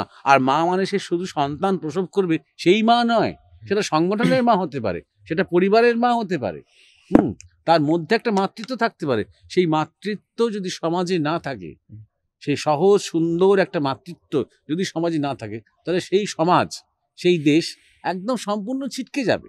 হুম, অতএব আমি বলবো যে এই যে ছেলেরাও পার্টনার খোঁজে, মেয়েরাও পার্টনার খোঁজে, কেন খুঁজছে সেটা খোঁজো। কেন তুমি পার্টনার খুঁজছো? নিজেকে কোথাও তোমার একটা অসম্পূর্ণ মনে হচ্ছে, হ্যাঁ, হ্যাঁ, তাই যদি পার্টনার খুঁজছো, বেশ ভালো কথা। নিজেকে আগে তুমি যতটা সম্ভব নিজেকে নিজে সম্পূর্ণ তৈরি করো, হ্যাঁ, নিজেকে আগে নিজে তৈরি করো। করতে করতে করতে একটা সময় আসবে, তখন তুমি বিবাহ করো। হুম, হুম, তুমি যখন কারোর একটা সাথে তুমি যুক্ত হও, ভালোবাসা প্রেম যা হবার হবে, একটা বিবাহ করো। বিবাহ যখন করবে তখন দায়িত্ব নাও। এবার যদি সংসার করবে, ছেলে মেয়ে হবে, এই কথাগুলো এই জন্য বলছি, আজকাল এই পার্টনার অব্দি থাকছে, এখন দায়িত্ব নিচ্ছে না কিন্তু একে অপরের। হ্যাঁ, লিভিং টুগেদার হচ্ছে কেন? কিন্তু ছেলে মেয়ে না আনতে হয়, হুম, বুঝতে পারছো? ছেলে মেয়ে একটা অ্যাক্সিডেন্ট সেখানে। অর্থাৎ যতদিন পারবো আমরা শুধু শারীরিক সুখ ভোগ হ্যাঁ, করে যাব। হুম, হুম, হুম, হুম, তার মানে কি? মানে জীবনে কোনো আদর্শ নেই, হ্যাঁ, কোনো উদ্দেশ্য নেই, শুধুমাত্র কোনো রকম বেঁচে থাকা। হুম, আর এটা তো হবেই। এটা আমি শুধুমাত্র সেই ছেলে মেয়েকে দোষ দিচ্ছি না, এই পুরো এনভায়রনমেন্টকে দোষ দিচ্ছি। হুম। সে তার মা বাবার কাছ থেকে কি পেয়েছে? তোমার বাবার কাছ থেকে কোনো সৎ শিক্ষা পেয়েছে? পায়নি। সে তো স্কুলে কি পেয়েছে? কোনো সৎ শিক্ষা পেয়েছে? পায়নি। শুধু কেরিয়ার আর প্রফেশনাল জীবন আর একটা যান্ত্রিক জীবন যেমন করেছে সে, শুধু ন্যাচারালি সে কিছু না কিছু এন্টারটেনমেন্ট খুঁজবেই। মানে হয় হয় মোবাইলে পর্নোতে, নাহলে হ্যাঁ। পার্টনার খুঁজতে খুঁজতে সেই পর্নোরই একটা বিকল্প সে খুঁজছে। মানে এখানে পশুর সাথে তো কোনো পার্থক্যই আর থাকছে না তাহলে, মানে কোনো হায়ার গ্রেটার গুডের দিকে তাকানো নেই। কারণ সেই রকম এনভায়রনমেন্ট থেকে তাকে বঞ্চিত করা হয়েছে। হ্যাঁ। একটা ছেলে বা মেয়ের মধ্যে যে একটা অন্যান্য বৃত্তি, অন্যান্য রুচি জাগবে, একটু ভালো গান শুনবো, একটু ভালো বই পড়বো, একটু ভালো সিনেমা দেখবো, একটু ভালো আড্ডা দেবো বন্ধুদের সাথে, সেই রুচিটা তৈরি হওয়ার জন্য যে সঙ্গ, যে সান্নিধ্য, যে আদর্শটা দরকার, সেটা তো সে পায়নি। তো তাকে দোষ দেওয়া যাবে না। ওই জীবনটা থেকে সেটা এসকেপ খুঁজেছে। অ্যাকচুয়ালি সে ভালো নেই বলেই কিন্তু এই 3-4টে পার্টনার, সে মেয়েই হোক বা ছেলেই হোক, খুঁজছে। কেন? ভালো থাকার অ্যাকচুয়ালি জন্য। সে ভালো নেই, নিজের কাজকে নিয়ে ভালো নেই, নিজের পড়াশোনাকে নিয়ে ভালো নেই, সে নিজেকে নিয়ে ভালো নেই, অখুশি। তাই জন্য তাকে দরকার হচ্ছে একটা পার্টনার, একটা শয্যা, একটা ওই খেলা করা, খেলনার যৌনতা নিয়ে একটা খেলা করা। এবং তাই জন্য দায়িত্ব নিতেও সে ভয় পায়। কারণ বাড়িতেও সে এমনভাবে বড় হয়েছে, কখনো কখনো দায়িত্ব নিতে হয়নি তাকে। তার মা বাবা তাকে এত প্রোটেকশন দিয়েছে। ওই যে বললাম, পড়াশোনা করে সে দেশ উদ্ধার করছে, তো তাই শিখেইছে দায়িত্ব না নিয়ে অনায়াসই করে বড় হয়ে ওঠা যায়। বুঝতে পারছো? তাকে শুধু একটাই কাজ করতে হয়েছে, নম্বর দেখাতে হয়েছে মা বাবাকে। এই যেখানে জীবন এবং দায়িত্ব নিতেও সে যেখানে ভীত, ন্যাচারালি সে তখন আর সংসার, ফ্যামিলি, ছেলে মেয়ে, বাবা হওয়া, মা হওয়া, এই চ্যালেঞ্জগুলো নেওয়ার জন্য তৈরি নয়, তাই না? এবং পরবর্তীকালে এই এত কিছু করার পর দেখো, ফাইনালি এই ছেলেটার মেয়েটার পরিণতি কি? যখন 40 বছর বয়স, 45 বছর বয়স, ডিপ্রেশন। তখন না হলো বিয়ে, না হলো সংসার, না হলো একটা স্থিতি, না পেলে একটা ভালো বন্ধু, হ্যাঁ, কিছুই হলো না। তখন সে ঘুমের ওষুধ খাচ্ছে আর ডিপ্রেশনে ভুগছে, ডাক্তার কাছে ছুটছে। তার সাথে কথা বললে তুমি দেখবে, এই ভেলোর থেকে ফিরলাম, হ্যাঁ, এই ডাক্তার বললো আমার এই সমস্যা, আমার তাই সমস্যা, একটা ফ্রাস্ট্রেটেড লাইফ। তাই জন্য বলছি যে একটা আদর্শ বা উদ্দেশ্য দরকার। সেখান থেকে সে এখন যারা হয়তো সেটা পায়নি ছোটবেলা থেকে, এখন সন্ধান করুক না। কখনো নিজেকে মনে করো না যে আমার দেরি হয়ে গেছে, কখনো দেরি হয়ে যায়নি। এখনই সন্ধান শুরু হোক না, এই আলোচনা থেকেই শুরু হোক না সন্ধানটা। যখন জীবনে একটা উদ্দেশ্য বা আদর্শ আসবে না, যেটা এমনই তার নেশা, সে নেশা ধরে গেলে আর এই ছোটখাটো ভালো লাগবে না। গাঁজার নেশা, অ্যালকোহলের নেশা, সেক্সের নেশা, এগুলো আর না তোমাকে ছুঁতে পারবে না তেমন। মানুষ অনেকে পূর্বজন্ম পরজন্ম নিয়ে একটা এই ব্যাপারটা জানতে চেয়েছেন। আপনি যখন আমার পডকাস্টে সূক্ষ্ম শরীর স্থূল শরীরটা বলেছিলেন, তারপর পূর্বজন্ম পরজন্ম নিয়ে জানতে চেয়েছে, এবং অনেক মানুষের এরকম প্রশ্ন থেকে গিয়েছে। এটা আমি দেখলাম মোস্টলি একটু হয়তো এজড যারা মানুষ রয়েছেন তাদের, যে বা আমি একটা কমেন্ট আমার পড়ছিলাম যেটা আমার খুব খারাপ লেগেছে বলা চলে, যে একজন স্বামী স্ত্রীর হয়তো তার সন্তানের অকাল মৃত্যু হয়েছে, তারা সেটা নিয়ে আবেগপ্রবণ স্বাভাবিকভাবেই, যে আমি কি আমার সন্তানকে পরজন্মে ফেরত পাবো, মানে তাদের বলার উদ্দেশ্য, বা এরকম কিছু মানুষ যদি কোনো, যাদের একটা বয়সোর্ধ্ব মানুষ রয়েছে বা যেরকম এই ধরনের অভাগা বাবা মা, যাদের হয়তো প্রিয় জিনিসটি চলে গিয়েছে, তাদের কথা হচ্ছে যে আমি যে জিনিসটাকে হারালাম বা একটা জিনিস হারিয়েছি, বা আমার প্রচণ্ড চাহিদা রয়েছে কিছুর প্রতি, সেটা আমি পেলাম না, পরজন্মে কি আমি সেই জিনিসটা পেতে পারবো, বা এই পূর্বজন্ম পরজন্মের এই ব্যাপারটা রয়েছে। তো সেইটা নিয়েই সেই প্রশ্নটার উত্তর। হ্যাঁ, চাহিদা যেটা তুই বলছো যে আমি কি তাকে আবার ফিরে পাবো, এখানে যদি চাহিদাটা মিউচুয়াল হয় 100% পাবে। আচ্ছা, কোনো সন্দেহই নেই তুমি পাবে। ধরো আমার খুব প্রিয়জনের মৃত্যু হলো, তারও আমার প্রতি টান ছিল, আমারও তার প্রতি খুব টান, এবং দুজনেই দুজনকে সবসময় বলেছি যেন জন্ম জন্মান্তর আমাদের দেখা হয়, বলেছি দুজনেই দুজনকে ছাড়া থাকতে পারি না। তাহলে অবশ্যই যতক্ষণ না পর্যন্ত এই টানটা শেষ হয়ে কোথাও একটা আমরা একে অপরের এভলিউশনের কারণ হয়ে উঠলাম, ততক্ষণ পর্যন্ত আমাদের মধ্যে দেখা হয়ে যাবে। কিন্তু নানা রকম আলাদা আলাদা সম্পর্কের রূপে, কিন্তু ধরো যে এবার আমার বান্ধবী হয়ে এলো, আগামী কোনো জন্মে সে হয়তো আমার মা হয়ে এলো, আচ্ছা, তারপরে কোনো জন্মে সে হয়তো আমার বোন হয়ে এলো, তারপরে জন্মে সে হয়তো সারা জীবন আমার সাথে শত্রুতাই করে গেল। করতে করতে করতে করতে একটা সময় আর আমাদের একে অপরকে দরকার নেই। আচ্ছা আচ্ছা, মানে সম্পর্ক একই হবে না সবসময়। যতটুকু দরকার ছিল নিজের ইভলভ করার জন্য তাকে আশ্রয় করে হয়ে গেছে, ও যতটুকু দরকার ছিল আমাকে নিজের ইভলভ করার জন্য পাওয়ার হয়ে গেছে। আমরা ধরে নাও তুমি আমি আমরা সবাই বিভিন্ন বিভিন্ন জায়গা থেকে ধেয়ে আসা কিছু পার্টিকল, যতক্ষণ আমাদের একে অপরকে দরকার হচ্ছে আমরা পাশাপাশি থাকছি, আবার যে যা নিজের পথে বেরিয়ে যাচ্ছে, আবার অন্যান্য পার্টিকেলের সাথে আমাদের মেলামেশা হচ্ছে। বুঝতে পারছো? সেটাই, ওই কিছুক্ষণটা হয়তো কয়েক জন্ম। হ্যাঁ, এইটা হচ্ছে ব্যাপারটা এই মা বাবার ক্ষেত্রে। মানে যে এই দুর্ভাগ্যজনক যাত্রায় ঘটনাটা ঘটেছে, হ্যাঁ, যদি সেই সন্তানেরও একই রকম টান থাকে, এখন মা মা বাবা বাবা ভেতরে চলে, তাহলে এই জন্মেই আবার যোগাযোগ হতে পারে। ওই পরিবারে হয়তো না আসবে না, কিন্তু যোগাযোগ হতে পারে, সে কোনো না কোনো ফর্মে দেখা হবেই। হয়তো চিনতে পারবে না একে অপরকে, কিন্তু মনে হবে চেনা চেনা, এইটা হবে। 2 নম্বর কথা হচ্ছে, একটা জিনিস সবসময় খেয়াল রেখো সৌভিক, আমাদের জীবনে যত রকমের আশীর্বাদ, তার মধ্যে একটা বিরাট আশীর্বাদ হচ্ছে আমরা অনেক কিছু ভুলে যাই। বিরাট আশীর্বাদ।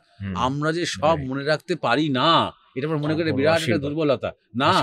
আমরা যে সবকিছু ভুলে যাই, এটা একটা বিরাট আশীর্বাদ। শিবকে বলা হয় ভোলানাথ, তিনি কিছুই মনে রাখতে পারেন না। তোমার যদি জীবনের প্রত্যেকটা রাগ, প্রত্যেকটা দুঃখ পাওয়া, প্রত্যেকটা অপমানিত হওয়া, প্রত্যেকটা পেছন থেকে প্রতিশোধ, মানে পেছন থেকে বিশ্বাসঘাতকতা করেছে, যদি মনে থাকতো, তুই পাগল হয়ে যেতে, তুই বাঁচতে না। সব আস্তে আস্তে আস্তে আস্তে ভুলে গেছে।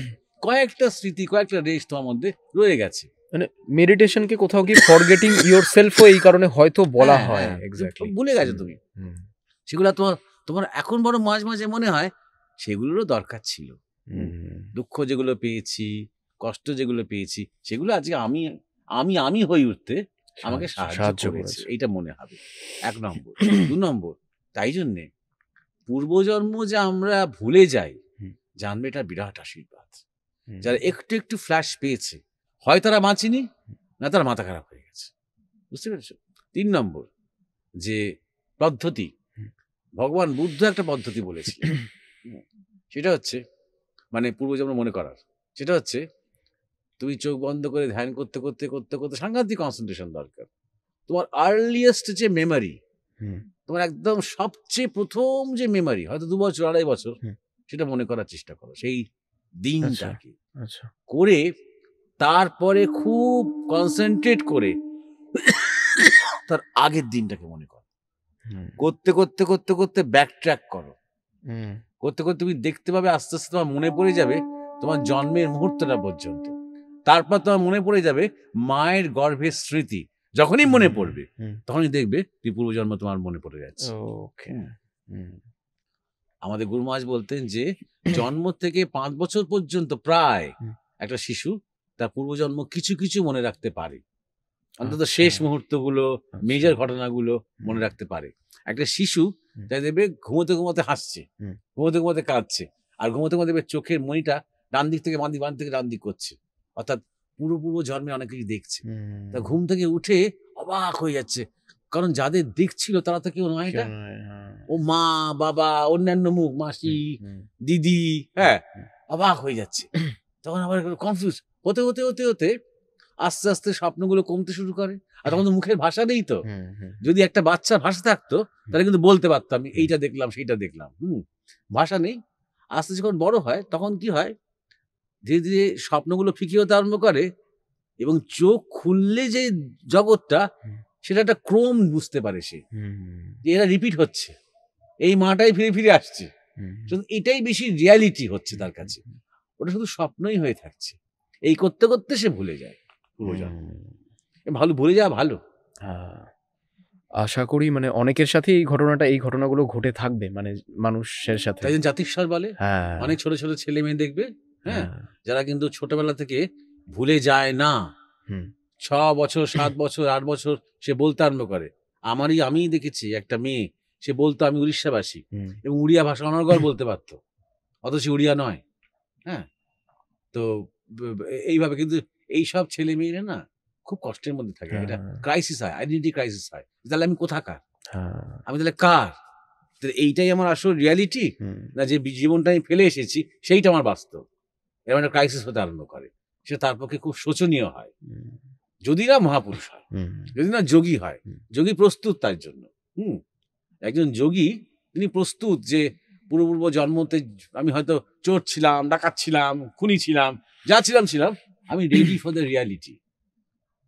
একজন আধ্যাত্মিক মানুষের সাথে একটা সাধারণ মানুষের একটা বড় পার্থক্য হচ্ছে, সাধারণ মানুষ সবসময় কিছু নিশ্চয়তার নিগড়ে নিজেকে বাঁধতে চায়। আর আধ্যাত্মিক মানুষ নিশ্চয়তার ধার ধারে না, সবকিছুর জন্য প্রস্তুত থাকে সে। বুঝতে পেরেছো? তা সে যদি জানতে পারে কিছু ক্ষতি নেই, কিন্তু আদারওয়াইজ জেনে কোনো লাভ লাভ নেই। নেই। এরকম কোনো ঘটনার সাক্ষী থাকলে, আপনারা দেখে থাকলে, আপনারা কমেন্ট বক্সে অবশ্যই জানাবেন। মহারাজ, আপনাকে অসংখ্য ধন্যবাদ।